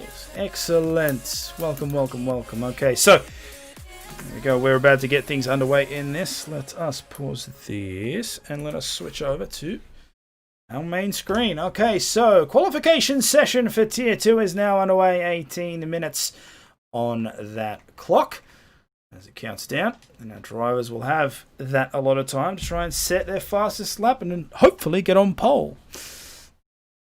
Eat thins. Pit limit not guaranteed to work well, according to, I believe that was Potty's problem, right? Yeah, the pit limit isn't guaranteed to work. Weird. And it's very obvious that you were under the speed limit when it happened, so come on, Codemasters. One day you will release a game that works, man. You do good things. I like the camera control. I like the fact that there's a track map. I like the AWS insights, except for the fact that it comes up 3 times for the same info, but whatever. I'll take it. So just fix your game. Thank you, Jeff the Shark, for following. Much appreciated. Okay, so what do you reckon, Band? Who am I looking out for? What's the go? Oh, well, to be honest, I think it's going to be a real mixed bag. I mean, we've got some new faces on the grid, and it's a different game. So I'm expecting a bit of a shake-up from what we saw last season. So to be honest, I really am not too sure who's going to be quick and who's going to be struggling. So, yeah, I think it's going to be a wait and see kind of job. All right. Well, the one thing I've noticed is that it took these guys longer to get out on track than Tier 1. Tier 1, Apollo Pepsi was out of the gate pretty much straight away. But in this case, it's Simdogger that pulls a pin first. Currently on track, driving for Williams with his teammate Hobbsy.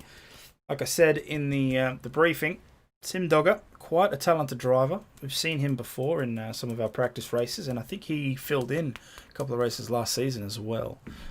Or he was doing 2010 races? I forget. But I have seen him race before. So he's currently the first one on track. We will stay on board with him as he finishes his outlap, and we'll see what type of time he can pull. Currently on the soft tyre. Have a look there on chat. More like electrical issues. Virtual mechanical issues or electrical... Yeah, this again, Codemaster's game. No game audio. It would help if I push that button. Thank you very much for letting me know. You would think that I've done this for a whole season, I would get it under control. But again, I'm just a monkey that has screens and buttons. Alright. On board with Simdogger now. 15 minutes and 20 seconds left on that clock. Let's have a look at what he can do in the Williams. There goes the DRS section. Now it's a straight burst onto Tier 1. Crosses the line. Here we go. 8th gear. Moving up onto that 100 meter board. Actually, even closer. Down to the 50 meter board. Shifts down to 5th gear. Nice navigation in turns 1 and 2. Hits the DRS in the next section. And hopefully Simdogger doesn't get caught up. I can see some traffic in front of him. It looks like it's one of the Renaults. Possibly Pondon. Yes, that would be Pondon. Got a Sector 3 yellow flag already. That's just due to the fact that those guys slow down in preparation for their laps. Simdogger, of course, with the fastest lap and no longer. Had the fastest Q1. Sector 1, sorry. Now moving in through Sector 2. Doing well so far. Nice clean lines. Nice one, Kunai. Thanks, Butty. I'll try my best. There we go. Pondon pulling onto the side of the road. No longer impeded. A very clean lap here from Simdogger. I know he's been doing time trial like an absolute boss since the game came out, so his qualification runs might be majestic, but let's see if he can translate that into actual race runs. Here we go. Last couple of corners now, down through the gears. Nice short shift there. Very clever. Doesn't want to tempt that traction loss into the DRS section. And Ooh, we have a retirement after the fast chicken. Jesus Christ. LGM is out. Did he crash? He did. He lost it. I think Zudix is about to go past the incident now. Yeah, and he's on the right-hand side. Oh, in the wall. And there is, you can see the tyre folded, and that is LJam's qualification done. So he will start from the last place on the grid. That's unfortunate. Very, very unfortunate. But you know, you get free selection of tyres. So yeah, so there's that. He's got a wide selection of tyres as well. So it's not bad. It's not all bad. All right, so Stars up there with the pole time at the moment at 120.127. So he beats out Simdogger, who came across with a 120.292. Smitty there with a time 120.6. Sorry. Hobbsy 120.9. Ibis there with a 121.5. Surplus with a 121.8. Zudix Combat 122. Pondon in the same spot. In the exact same spot. Oh, no way! Hobbsy is about to go past if you want to quickly jump on with him. Yeah, in the right-hand side of the track again. No, okay. They're not in the same team, are they? No, LGM's with Tannis, Pondon's with Saxa. So, well, okay. Well, you know what that means. That place on the track means one thing. Someone went a little bit too beans into turns 11 and 12, touched the ripple strip, didn't have enough traction, and then decided to say, how are you to that right wall? That's unfortunate. So 2 drivers now out of the chaos is starting in qualifying with Tier 2. We had to wait till the first lap in Tier 1. But Tier 2, they don't want to get upstaged. Apparently we start here in qualifying. So Jesus. Alright. So we're still waiting on times from 5 drivers. 13 drivers have already set. Star still on provisional pole. We have 11 minutes and 45 seconds left on that clock. Wow.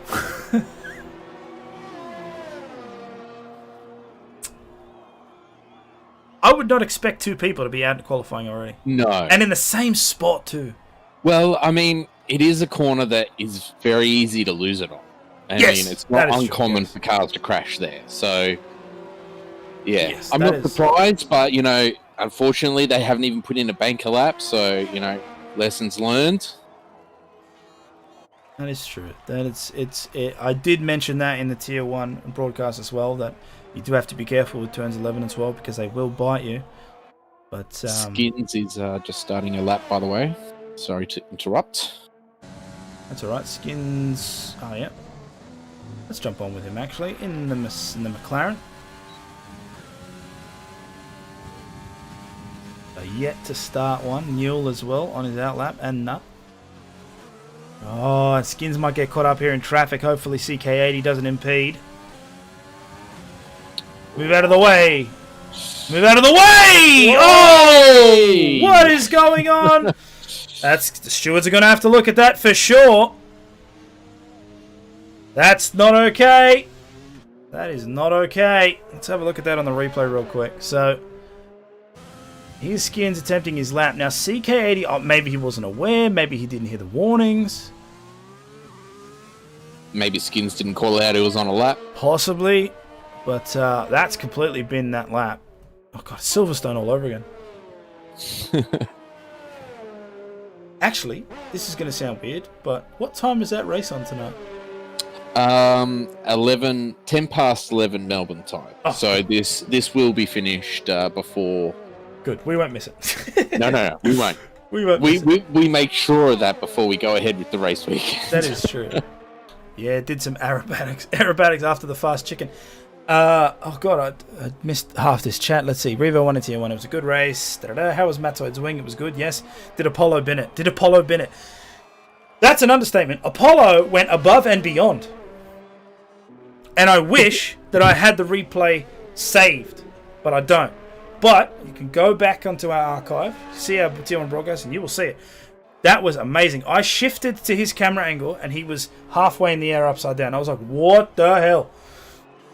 Took a leaf out of Coach's book, I'm guessing. Yep, exactly. Wouldn't be the first time Coach has taken off. So,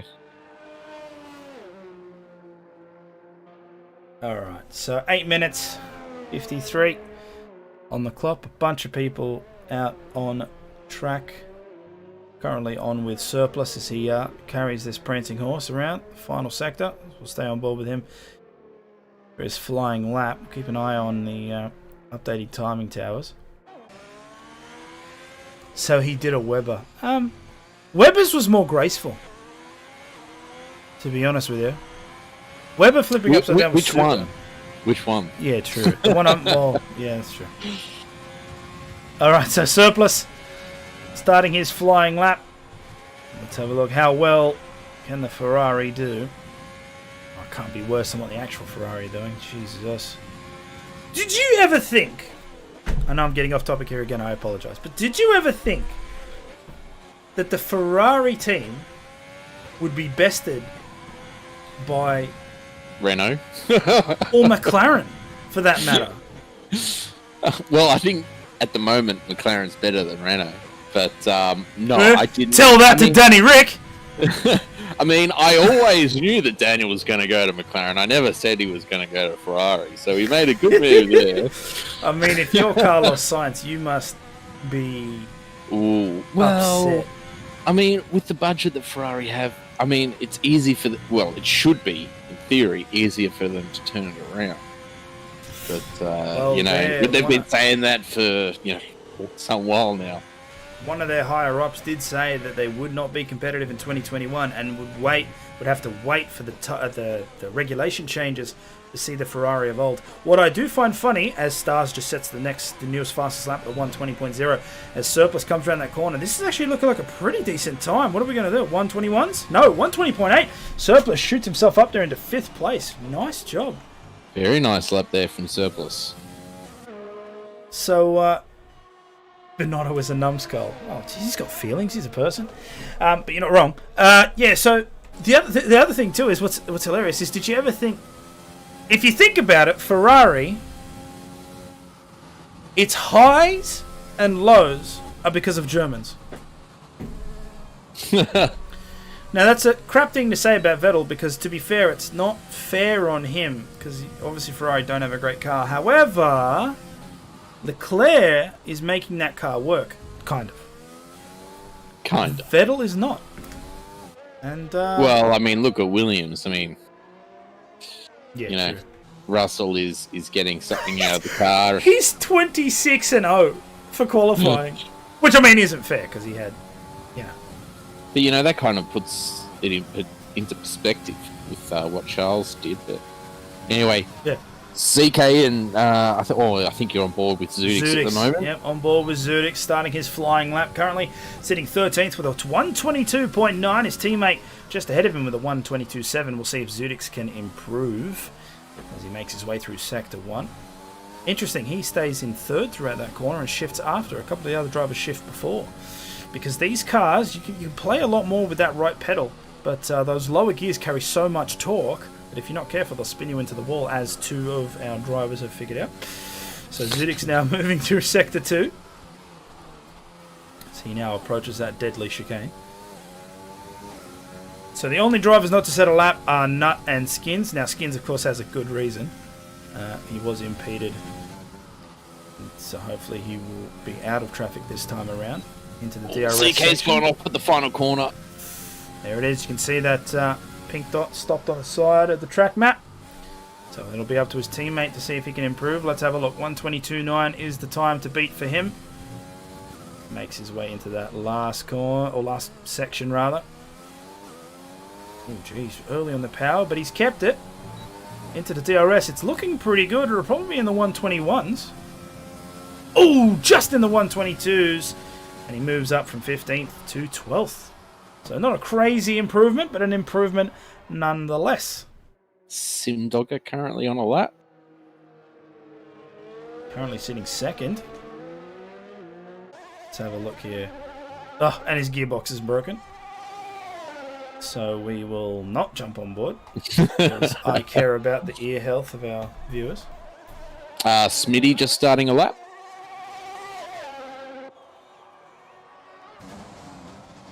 Yeah, so he's just crossed the line. Smitty currently sitting 6th, 1:20.601. That's insane! His teammate is 1,000th faster than him. Holy! That's awesome! Harry obviously got it hooked up with their That's setup. awesome! That's incredible! Okay, Jesus. That guy's telepathic. Apparently it's Pacific Rim. They're both piling in the same... Smitty, don't improve your time. It looks too beautiful. Oh, a Simdogger just sets provisional pole 119.979 stars. I ain't going to be happy about that. Especially not being in a Mercedes. So, he'll want to improve. Oh, is that an invalidation? No, it's legal. Keep going, Smitty. I'm going to be annoyed because you're going to break that absolute beautiful gap. But still. Do improve. Artanis there. Chat making sure for me to pay attention. Artanis there in 3rd place. Great position for the Alfa Romeo. Look, Farmer Dingo has retired from the session. He'll with a 125.2, so he'll start 18th. What do we got? What do we got, Smitty? Whoa, Jesus!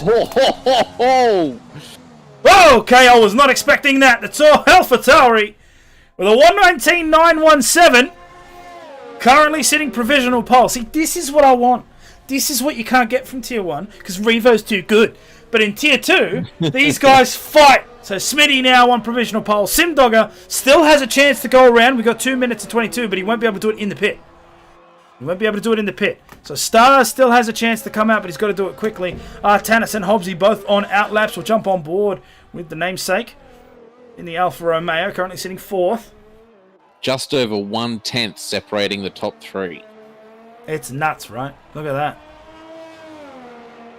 And then have a look here from 9th to 13th, all within the second. From 3rd to 8th, all within the second. This is good. It's great to see. Great to see. 1:50 on that clock. It's still on board with Artanis. Artanis. That's definitely how you say it. I mean, I had a few stabs at it, so I try my best, man. Again, I can only do so much. So we can see a couple of guys on lap so far. Saxa Zudik's Combat. Skins did really well. Look at that. Jumped up into 6th. I didn't even notice. 120.594. Great drive from the McLaren. Hopefully his teammate down there in 15th can... it's Sinatra backwards. That's brilliant! Okay. Righto. Well, to be frank. But yeah, so Combat, hopefully he can improve there. We'll jump on board now with Artanis. Let's have a look. Currently sitting 4th. Can he improve? It'll be his last chance to do so with a minute on the clock as he crosses that start line. In through Sector 1. Oh, Jesus. Scar Souls having to retire there. Luckily off the track. Adds he in the chat, so he did someone else's way. Yeah, that's... Yep. Nice one. I think he did it his way. Okay, so... He'll come across to Sector 1, and it is unfortunately down on his time by 400ths. So he could still improve, but got to be faster through this Sector 2. As Neil retires from the session, 9th and 10th for them. Neil, 121.2. I didn't even notice Nuts at a time, or 121.2. Jesus, well done. Those two guys might start side by side. You can see how fast these cars dart into that 11 and 12 chicane. It's nuts. So much downforce on these cars. There we go. So that is the end of qualifying. We still do have everyone who's out on a lap can continue to do a lap, and I don't think... Oh, this we is have time a bit still? of a desync. It's still the same? Okay, so it's still the same. Fair enough. Well, here comes Artanis, and no, there will be no... Oh, he invalidated, so that will be him in. Well, that's life. Let's jump on board with Simdogger, who is starting his flying lap. Was on pole until the Alpha Tauri decided to knock him down a peg, but this is his chance for redemption. Let's see if he can pull it off. As it stands, Smitty still on top of the timing tower, or the 119.917. There is only 6 hundredths in the time. But, I mean, in racing terms, that's 4 years. So we'll see if Simdogger can try and bring this back. We'll keep an eye on that Sector 1 time as he crosses the line now. And he is down on his time by 100th. So it's not looking good so far, but he still has 2 sectors to bring it back. As Hobbsy retires. Artanis there with a final time of a 120.3. Stars also retires a 120.0. So the fight now, can Simdogger find 6 hundredths of a second in the last sector? I believe he's purple Sector 2, but that may be a glitch. Adzi reckons Simdogger's probably going to stuff it up. I reckon he won't. Can Simdogger put this Williams on the pole position? He comes around the final complex of corners now. The short shift to keep the traction down. He'll hit that DRS section. All the ERS to be used. Will he hit the pole? Oh, no! And he can't improve the time. Oh, that's such a shame. But on the other side, well done, Smitty. Jesus, 119.9, putting that car on pole. Very good lap there from Smitty. As well as Stars, right up there. This is quite diverse. So Smitty will start in pole with that 119.917. Simdogger just behind. Stars in 3rd. Jacob Meister in 4th. I didn't even notice Jacob Meister had snuck in there. Jacob Meister with the 120.2. Wow, the Alpha Tauri is showing up. See, what a mixed bag that grid is. Yeah. I mean, I don't think anyone could have predicted that. That's mad. That is mad. That was a great qualifying session. So there we go. The official results. Smitty on pole. Well done, sir. Simdogger in 2nd. Stars will start 3rd. Jacob Meister in 4th. So a great showing for the AlphaTauri team. Artanis in 5th. Unfortunate for him. He was going all right, but then invalidated. Hobbsy, Skins, Surplus, 6th, 7th, 8th. Scar Souls in 9th. Saxa will round out the top 10. And we have Newell, Nut, CK80, Ibis, who in chat said that he had a fastest middle sector, but unfortunately invalidated. So yes, big shame indeed. Keeper, Zudix, Combat, Farmer, Eljam, and Pondon. Unfortunate, because Eljam and Pondon both deciding that turn 12 wall was too enticing. So they will start at the back. But of course, like Ben said, free choice of tyres. So, something, I guess. There's always some kind of consolation. Yes, indeed. And you were starting at the back now, so you can let all the chaos unfold in front of you. Or you can just send it. iRacing Tactics 101. Wahid, that VTEC was on fire. Yeah, the AlphaTauri. So the Red Bull team didn't have it, but the AlphaTauri have the extra Eurobeat button. So every time they're on a flying lap, it's just deja vu repeatedly in their head. Smitty's been sweating hard. Sweating hardcore. But that's what we want to see, right? We want to see these types of things. We want to see closer racing. We want to see people fighting for the front. So now we get to see how that evolves in a race. 29 laps. Anything can happen. Hopefully not more than 2 safety cars. That was nuts. we got 2 hours and 20 minutes, so it's fine. Plenty of time.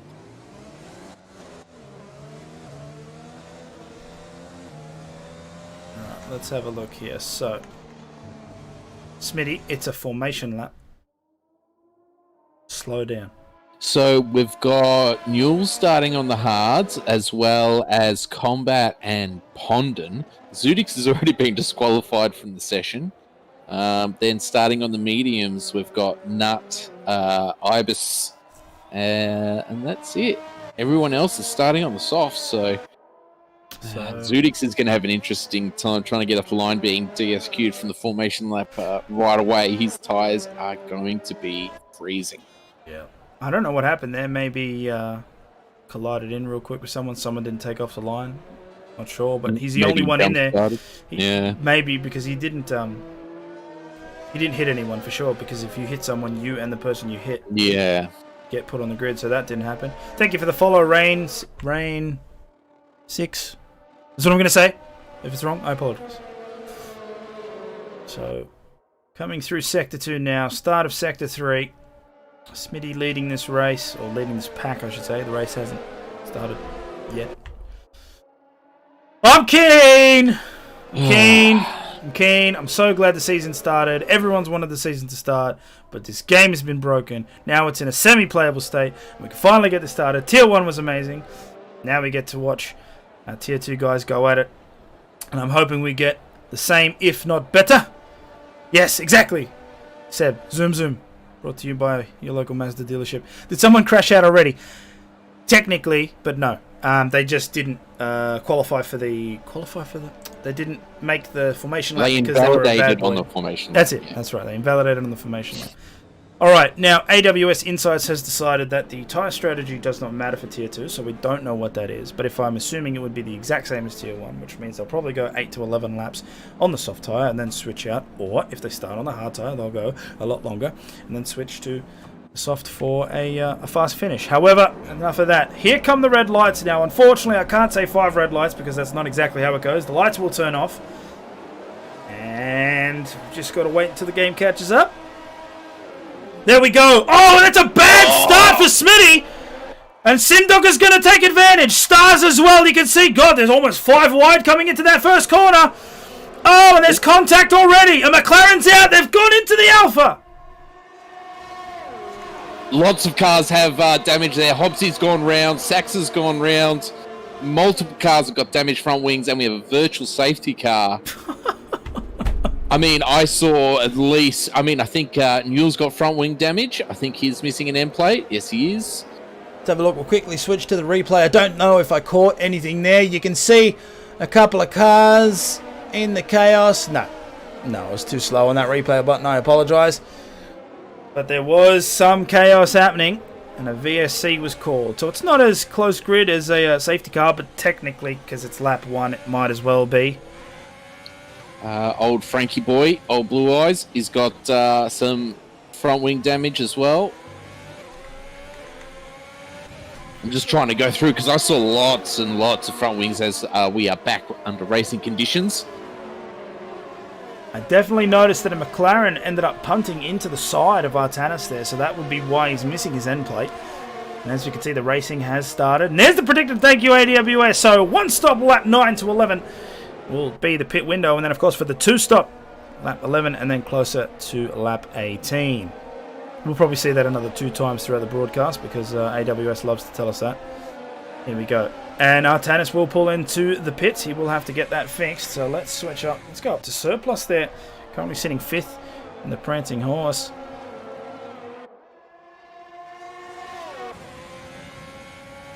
Got to be careful because you can see that black Mercedes in his rear view.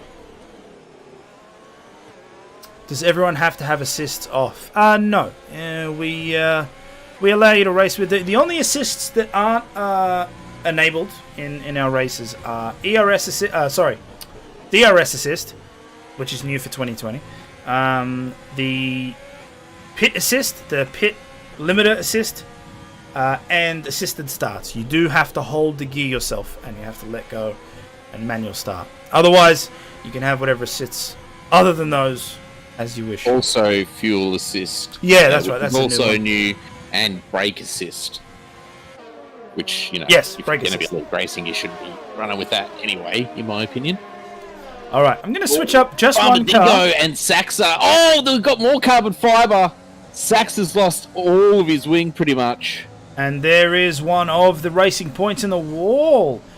Judging by the track map there, CK80 drops down a bunch. Unfortunately, I was watching the train that's happening at the front. Simdogger currently in second, so Stars is getting a nice gap here. But have a look, Smitty, that race leader, or was the race leader, didn't quite get the launch that he wanted. He's currently trying to chase Simdogger down, and his teammate is chasing him down. So it's a nice little train happening here. Lap 3, which means DRS is now enabled, so expect to see that used to its potential in the relevant zones. Zudik's under a lot of pressure in 11th place at the moment. Jam and Yule trading places. Is it sim damage? No, we set it on full because nobody wants to have 400 tyre punctures because of random blades of grass. Pondon doing pretty well now, up into 13th place. Newell still suffering with that front wing damage. Let's jump on board with the namesake, currently driving Ocon's Renault. On the hard tyre, trying to chase down L-Jam there within that 1 second, so we will have... Ooh, as Ibis picks up a 3-second time penalty there, multiple warnings. Gotta be careful with those corners.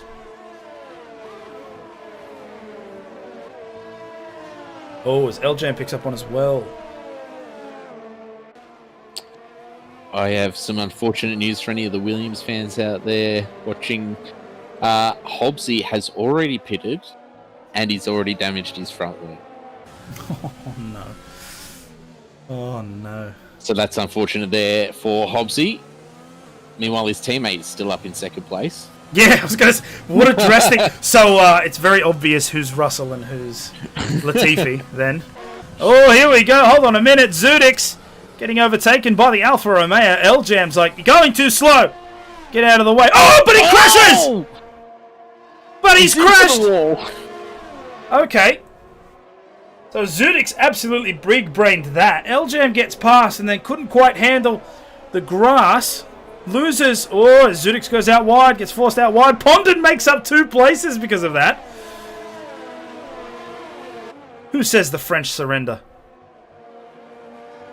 Let's see if we can go onto the replay there. Well, yes, okay. So here we go. On board with Pondon here. You can see L-Jam go over the top. Then we go through here. And there you go. See, he can't quite keep the bang right there. Loses that end plate. That's unfortunate for the Alpha, but you do have to be careful. If you're going to make an overtake and you're going to commit, make sure you've got all 4 tyres on the track. Farmer Dingo's gone around in Sector 2. Oh, there's a racing. CK80 in the racing point just misses him. Whew.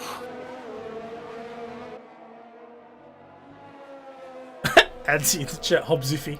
Yeah. Let's see. So.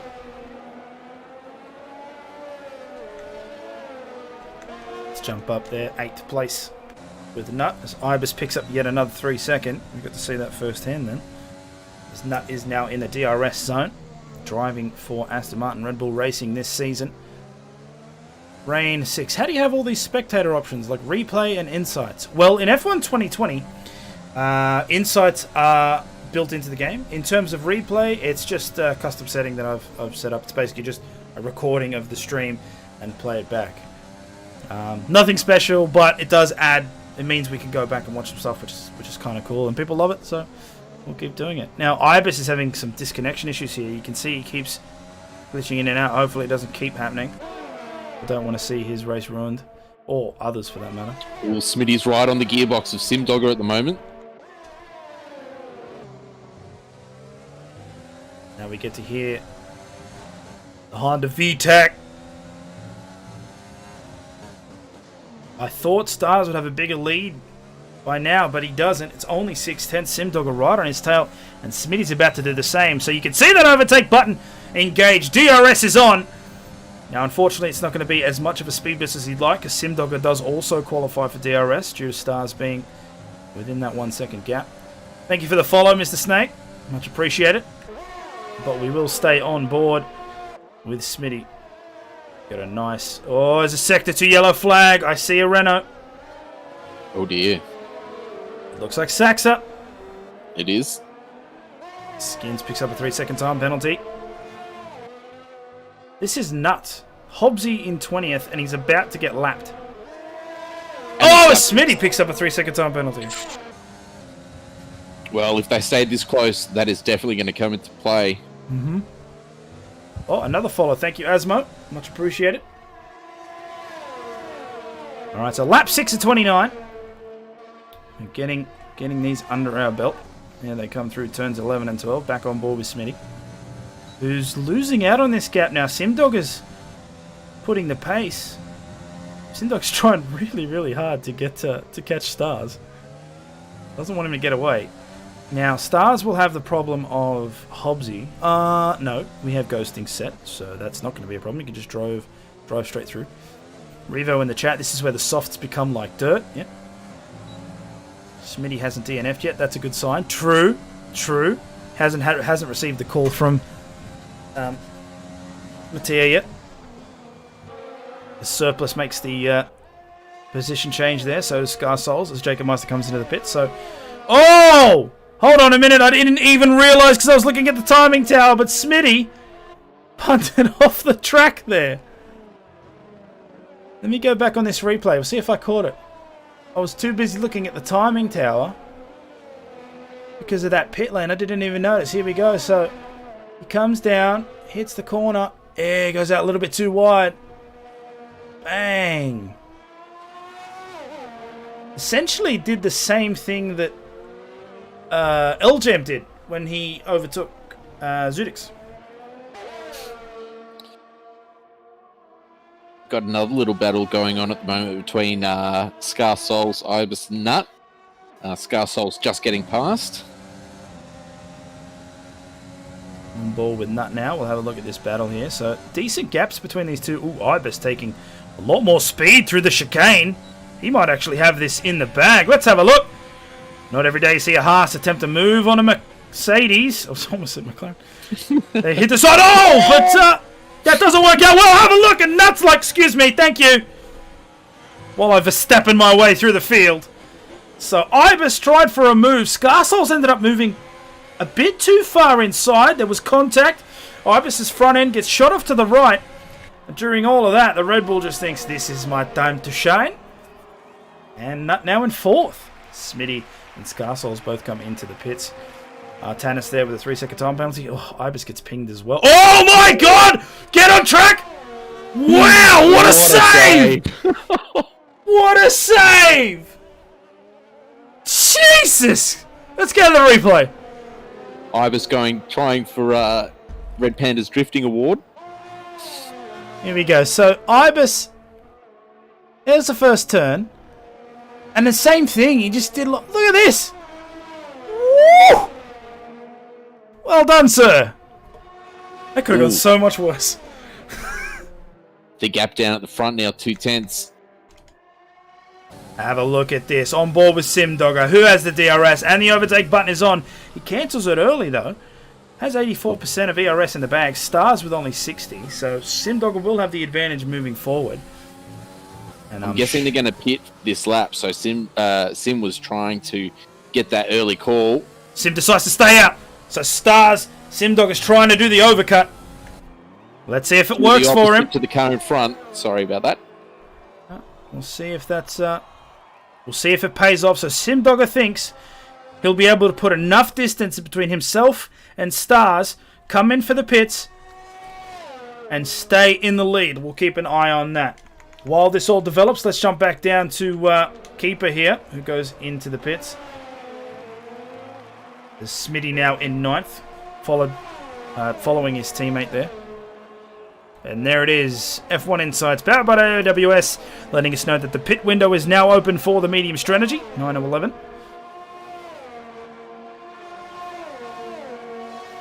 Yeah, Revo, I'm not sure what it is, but a lot of the tyres are bugged, so I can't really go off that. We do what we can. I'm just keeping one eye on that track map to see where Simdogger ends up. I'm sure he'll pit this lap, for sure. He won't want to push it too much. As LJM picks up yet another penalty. Closest car on track. Actually, let's have a look here at Skins down in 16th. He's trying his best to attack CK80. He probably has a vendetta against him for ruining his first flying lap. As Hobbsy picks up a 3-second time penalty. And gets the overtake done. Simdogger doesn't pit. He's going for soft medium. Okay. And the pit window for that would be pitting this lap, I believe. Maybe. Okay, well. So he's banking on the fact that... so Stars is on the hard compound. Simdogger will probably switch onto the mediums. So he's hoping that the faster compound will last enough to give him the speed advantage till the end. We'll see if it pays off. Well, Stars has got clear air in front of him. He's got, 4.7 seconds of clear air. Meanwhile, Smitty, Jacob Meister, stuck in a bit of traffic at the moment. Smitty, Pondon, and Jacob Meister all on that hard tyre. The Renault, the cream in the proverbial Renault AlphaTauri sandwich. Oh, Jacob Meister, keep it, no! No, and he's out. No. He's out. And we have a virtual safety car. Well, that's amazing for Simdogger then. Too much VTEC. Too much VTEC. Commentator's curse. I really got to stop doing that. Righto, to the replay. Here we are on board with Jacob Meister. Trying to catch up to the little train forming in front of him. He just goes a little bit too wide there, and then he gets that massive tank slapper, and then bang. And unfortunately, breaks our wheel. And that is him out from the race. So AlphaTauri's hopes and dreams now rest with Smitty. That's hilarious. Hopes and dreams. Honda. Simdogger will get the safety car, put on the hards. Well, he's in the pits. So... Well, we are back racing, and he has, Simmy's put on the mediums. And he exits out in front of Stars. Well, no. Nope, my mistake. Not quite. Oh, he's going for it. But no. No dice. His gearbox is broken, of course.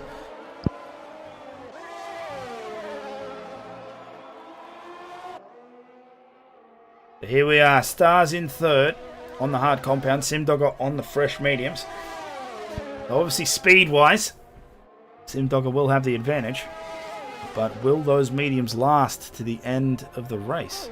As Neil picks up with a second time penalty. He needs to get past Stars as quickly as possible and try and pull as big a gap as he can.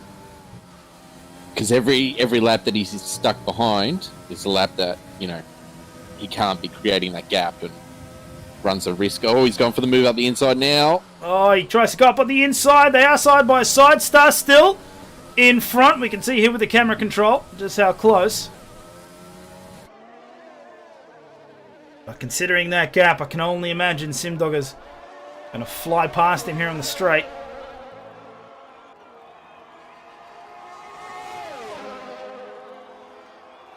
Does he dive on the inside? Does he dive on the inside? No, plays it safe. Good choice.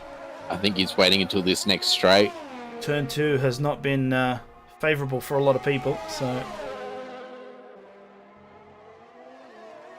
Oh, Jesus, I really got to pay attention. Quantum Effect and Little Meeks, thank you for the follows. Much appreciated. Geez, Simdogger is absolutely on his tail. Not every day you see a Williams challenge a Mercedes.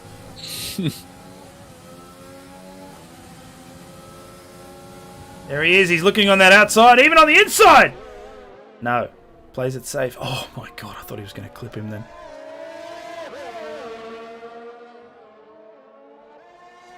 Is his engine still bugged? No, it's fixed. Good. I can switch onto him. So here we are. Simdogger's point of view. Oh, but he doesn't navigate 11 and 12 well. That's going to cost him a little bit. I mean, the DRS will bring him back, but... I think he's going to have to go for the move into turn 1. Trying into turn 3, I think, is... Oh, he can't stop in time! He can't stop in time! I mean, he didn't make the overtake, but... Oh, and he doesn't have damage. God, he got out of that lucky. He did the right thing by waiting. But have a look at Smitty. Smitty's just gone, yep, thank you.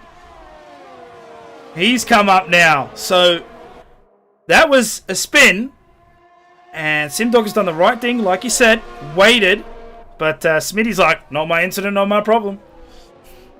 We'll see if we can jump on the replay and have a look at that. So, basically, Simdogger just maybe, I guess, missed his break point. Didn't expect it. Bang, there it is. Usually... Correct me if I'm wrong, but usually it's the Mercedes doing that to other cars?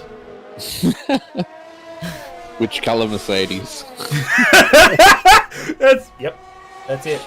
Those of you who aren't aware, there's a lovely restaurant in Austria. What turn is that? Forget what number it is. Hamilton's Asian Chop House. Never eaten there before, but I've heard it's good. Lap 13 of 29. Simdogger still trying to overtake, and it looks like he'll go up on the inside here. We'll have a look. Oh, wheel-to-wheel action. Stars still ahead.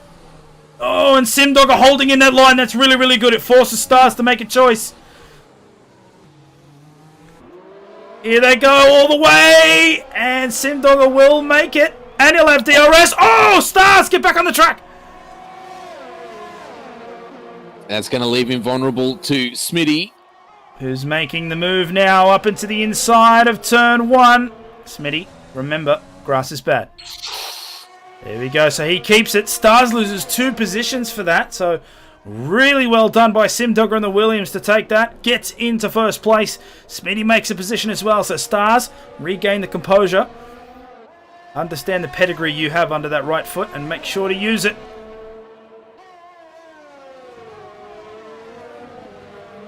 Gus Ross, if he doesn't get points for giving his seat to Hartley. Oof.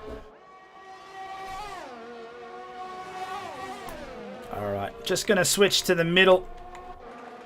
At the moment, Scarsols in the other Mercedes, chasing down the Alfa Romeo.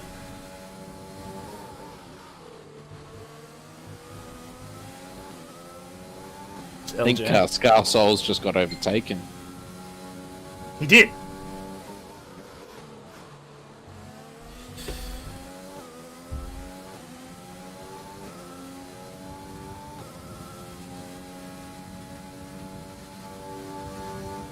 Lap 14 and 29.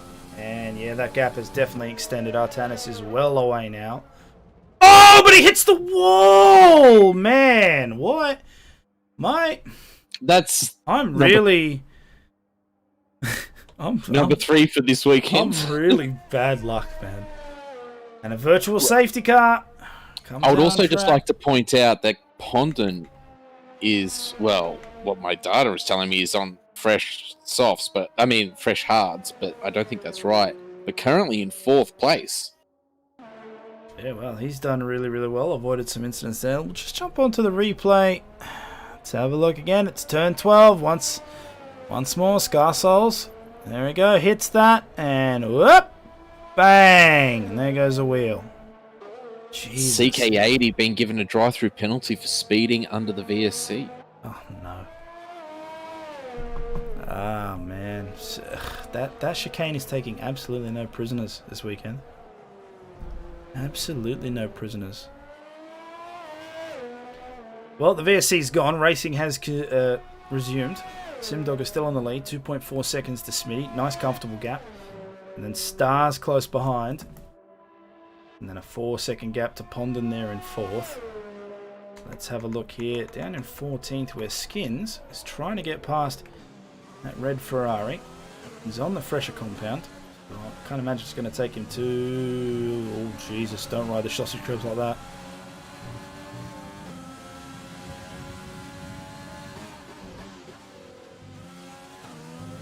Yeah, so Keeper, well aware of that McLaren. Skins is going to get past no problem. He'll probably go for an inside dive. Can he stop the car, though? Oh, there's a switchback. Keeper! Whoa! What a move by Keeper. Well done! He saw that happening live, and geez, he made that work to his advantage. The only problem is now Skins will have DRS, but Jesus. He read that like a book, did Keeper. He did really, really well. Goes, yeah, right, go on the inside. Another VSC. Who? What's that? What? Wait a minute, who did that? I don't know. I love it how Tier 1 gets like all the safety cars, and then Tier 2, the safety car driver's like, no, this is not what I get paid to do. This is ridiculous. Just chuck the flags. That's nuts. Oh, man.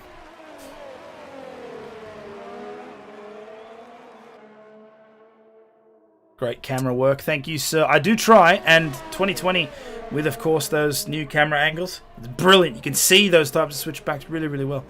Are there actually any safety cars? Well, Rain, you joined us in Tier 2.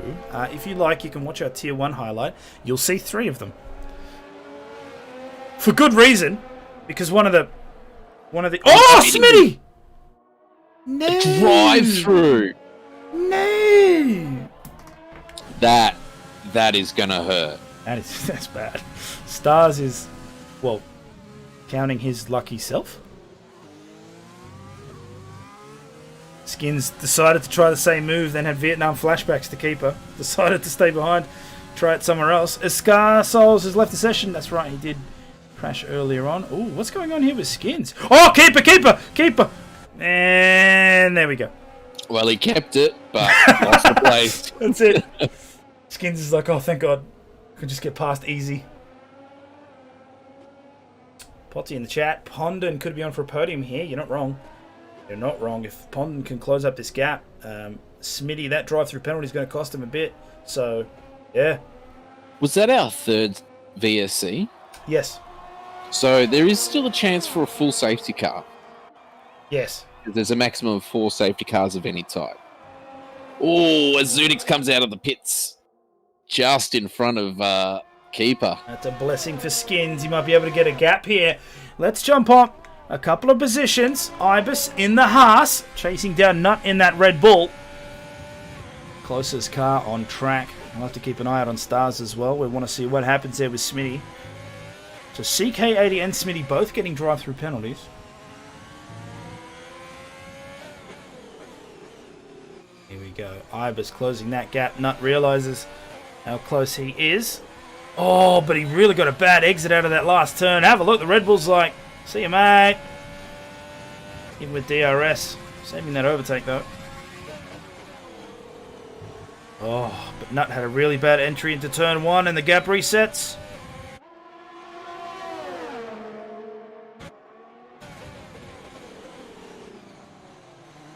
And he gets the move done.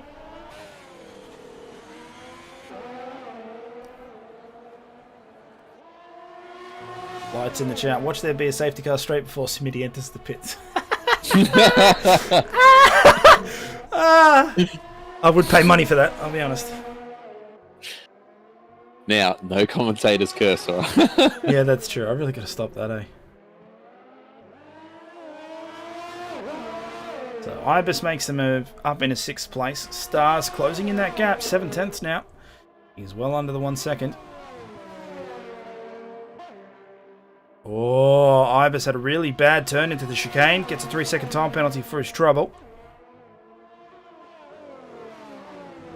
As Hobbsy... Oh, Farmer Dingo's crashed. Retired. Is there a safety car? Smitty's coming to the pits. Oh, there's a safety car. Oh dear. I think he was in the pit. So he's already... I think he's served it. He's served it. Yeah. He has. I mean, he is so incredibly lucky. Jesus Christ. And that really helps him as well because the car's behind. Well, I think he's got a bit of a gap, but the cars behind have to slow down because of the VSC. Mm-hmm. Well, so lap 19 of 29. We have 10 laps left in this race. We are currently under VSC conditions. Simdogger is still leading and has a comfortable gap. Oh, Skins gets a drive-through penalty now. Speeding. Another. That's the third case of speeding under the VSC as we resume. Yeah, it's nuts. All right, so and through all of this, Pondon currently 3rd. So Pondon might be on for a podium here in his first showing. Does it say 0 laps still for you on those hards? Yes. Yes. Because everybody knows how well the AWS Insights works for tyres.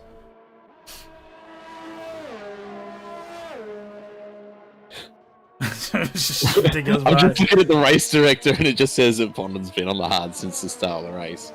Yeah, so it's a shame. But no, that is not the case. I'm pretty sure. Actually, I could probably check the detail of stops. Yeah, actually, it does say that he hasn't stopped yet, so whatever. As Artanis gets a 3-second time penalty there. So Smitty, the closest car on track. He's trying to chase down Surplus in that Ferrari. Both on the hard compound, both with decent amount of wear, but I don't even know if that's accurate, so grain of salt, all that jazz. Skins picks up a 3-second time penalty there for multiple warnings.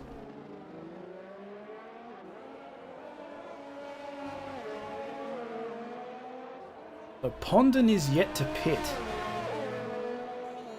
So where does he end up?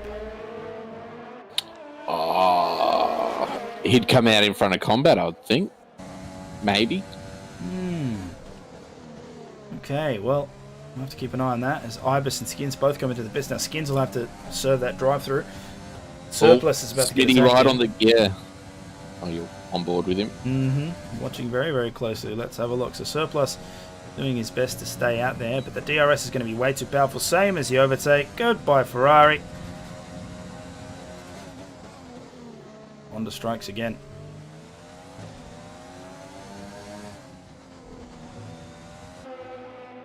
So I'm guessing Pondon's going to be putting on the softs at the end of the race. I mean, he'll be mighty quick for a couple laps. Will it be enough? And he comes into the pits right now, actually. All right, well, in that case, let's jump on board with him. Let's see what happens. He comes in. There are the soft tyres. Drives out. He will Combat exit. Coming around the final corner now. Looks like he will exit. And Combat's going to get him. Yep. Oh, is he? Oh. Is he? Oh, he just forces him around the outside. Did I call it? Did I call it? Forces him round the outside, but Combat does take 6th place, and Pondon, with fresh shoes on, now has a choice to make. He's got 8 laps to do it. He's got to push this car. He's got to push this car hard, use that grip, spend that grip, and see if he can chase down the rest of these cars. The only problem is, Combat is 14 seconds behind Nut, and that's for 5th. So we'll see what Pondon can do, but he's got fresh tyres and an itchy right foot. So I can only imagine he's going to be in full attack mode to the end of this race. Oh, thank you, Nafton and Alex Griffiths, for the follows. Much appreciated. when the action happens, I tend to focus. So, unfortunate. Oh, there we go. Into the DRS combat, getting a little bit shaky out of that corner. Oh, have a look at that helicopter camera angle. Love it. Pondon up into 6th place. Good points for the Renault here. Unfortunately, Saxa in 14th. There's a Sector 1 yellow flag. Who's gone off there? It's one of the Alphas. Looks like Artanis. Simdog gets a 3-second time, but the Stars have a penalty. I will check the race director right now.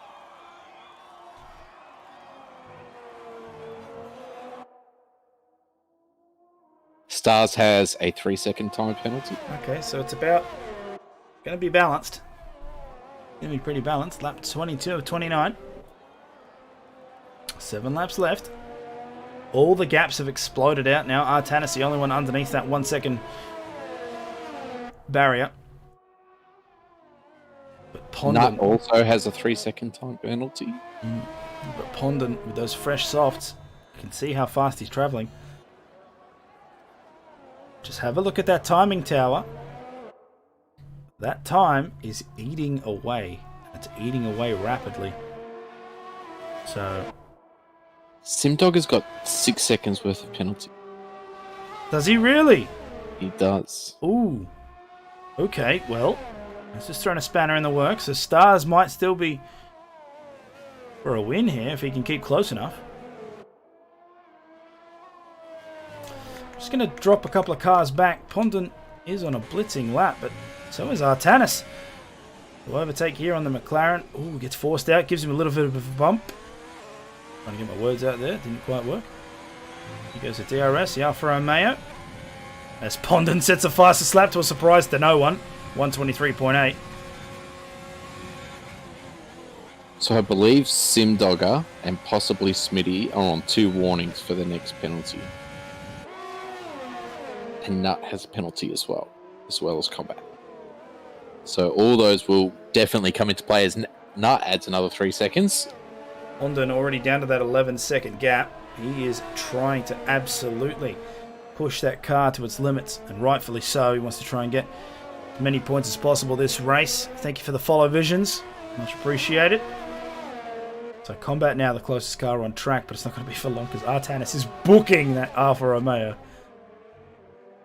And CK80 picks up a 3-second time penalty as well. Jesus, they just fly. So many people, so many penalties.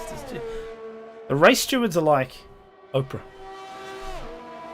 Just throwing You get one. Throwing red cards at everyone. And now, it's a bit of a lull. Massive gaps to everyone. Pondon's now at that 10-second mark. He still has, 5 laps to go. You know, he could be on for a strong showing. Does Surplus have any penalties at all? I just checked that, and I don't believe he does. I think he's only got 1 warning. Excellent. All right, so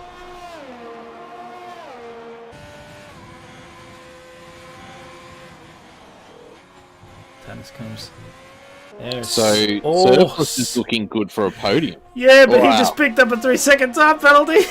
Yeah, but Smitty's got at least, I think it's 6 seconds. And have a look at this. Simdogger is getting that gap extended. Stars might lose out. He might, actually, It's yeah. 5.7. 6 is the magic number to make him even. So Stars better pick up the pace, but I don't think his hards are going to let him. Unless Simdogger's mediums really drop off. They're at 13 laps away now.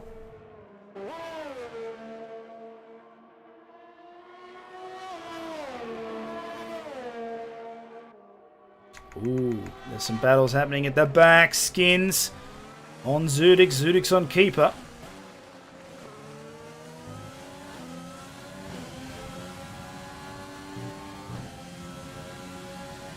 Let's have a look what can be done. Keeper's very aware of that racing point behind him, but Skins is catching very, very fast. Makes sense. Faster compound. Let's see how fast these guys travel through the chicane.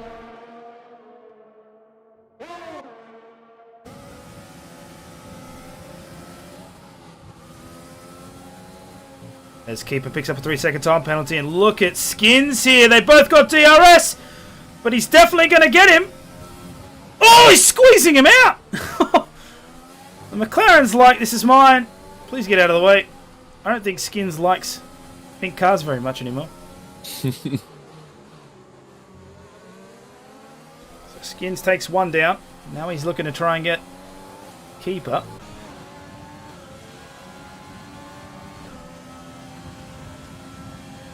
And he'll probably do so as well. Mediums versus... Oh, Jesus Christ!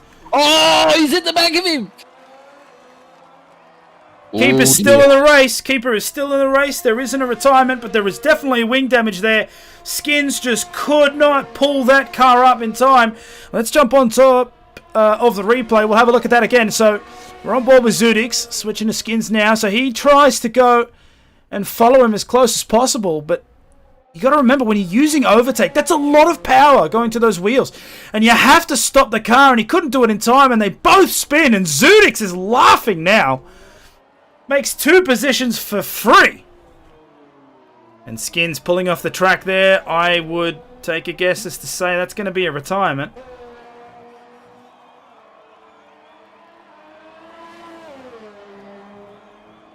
Well.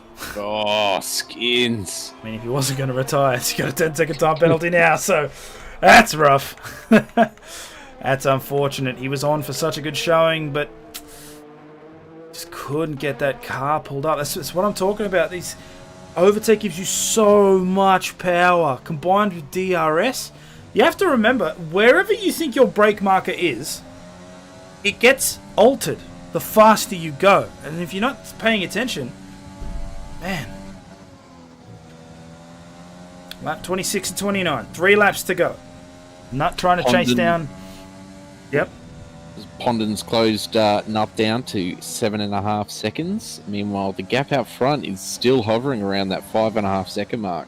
Combat Rat picking up a 3-second time penalty there. Do you think Pondon can make up 7 seconds in 3 laps? I don't think that he's going to catch him on track, but I think Pondon will get him with regards to penalties.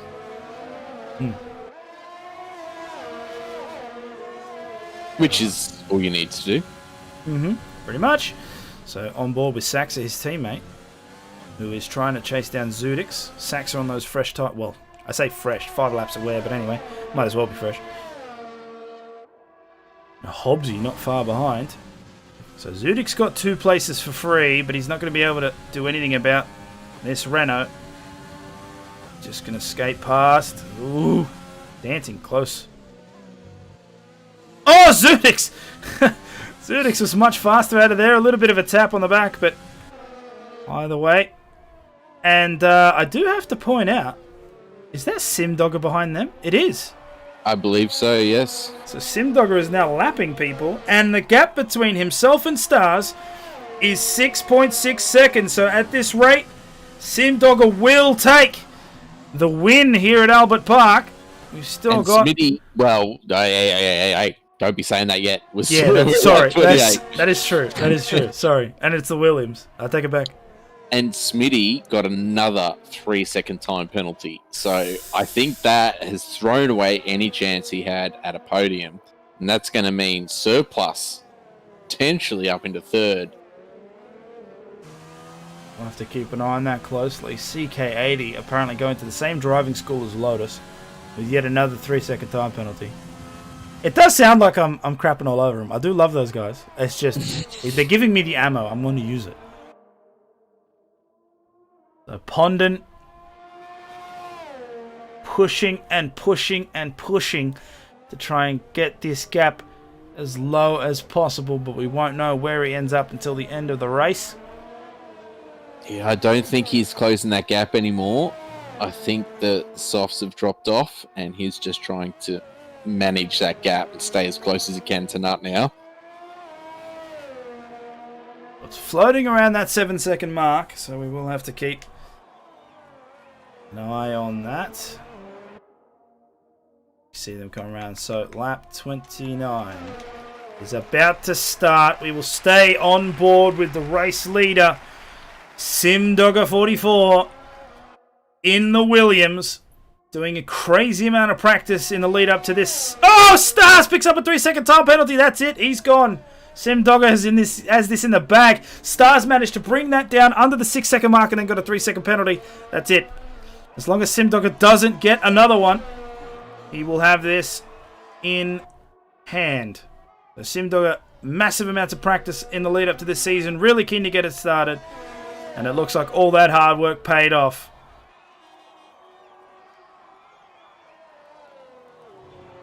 As he makes his way now through Sector 2. We'll get past Saxa here. No worries. You can see that low fuel light on. I'm sure he'll be fine. We'll jump on board. Here we go. DRS. It's just a little bonus there for lapping another car.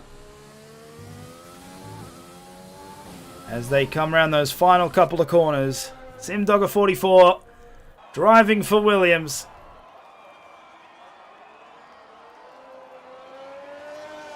Season 5, round 1 here at Albert Park. And he will come across the line and take the checkered flag. Well done to you. Absolute fantastic race. Stars will go across the line as well and stay in that 4-second mark. And here comes Smitty. Now the question this is where will it all be, gets interesting. Now Smitty is on for podium at the moment. But those penalties will determine. Surplus. What are we looking at? 8 seconds. What are we looking at? Does he make it onto the podium? No! Oh, he doesn't. He doesn't. So Nut will come across now. And here comes Pondon. A great showing. Good points. Oh! Misses out on 5th by 2/10. Oh, that's rough. But it was a great drive by him. Good points. Good points for his first race. As everyone else starts crossing the line. But man, the real hero here, Sim Dogger. Whoo! What a drive. He'll be happy. I'm sure he'll be screaming and yelling on his stream. And that's it. That's it. That is tier 2 done. So, what a race. So we had just as many safety cars. They were just, virtual. Just Pondon, there it is. Driver of the day. That's pretty... I would expect that. He did really, really push really, really hard. So, well done. But the real star, Sim Dogger, taking a selfie. Oh, the podium celebrations. But well deserved. Well deserved. I'm chuffed. That's all he said. All right, fine. I mean, if a Williams won a race, they wouldn't just say, "Oh, I'm chuffed." Such a Kimmy response. It is such a Kimmy response. Yes, everybody did a great job. It did okay. I'm going to go and drink a beer. All right, so Sim Dogger taking the win. 6 seconds of penalties for both him and Stars. Stars in second. Smitty will come across in third. Lucky to keep that. Have a look at those penalties. He had what? Smitty only had 6 seconds of penalties. I thought he had more than that. But anyway, Smitty surplus was 3. Nut was 6. Pondon keeping a nice clean race. And he started the grid on 20th and he was 6th. No wonder he got given driver of the day. Excellent drive. Also no penalties for Pondon. Exactly. No penalties. An absolute clean race. Unfortunate there for Farmer Dingo, Scar Souls and Jacob Meister and Skins as well with that hitting in the back. Anyway, that is tier 2 done and dusted, and for us as well, AFR all done. Of course, we will be back next week on Friday for the F2 series, and then of course on Sunday as well for the round 2, tier 1. Yeah, round 2. Tier 2, and I believe we will have our ACC races on Saturday as well. Hopefully you've enjoyed that. As usual, I'm Kunazero. This is Bandcamp. Goodbye for now, but we will see you on the next one. See you later.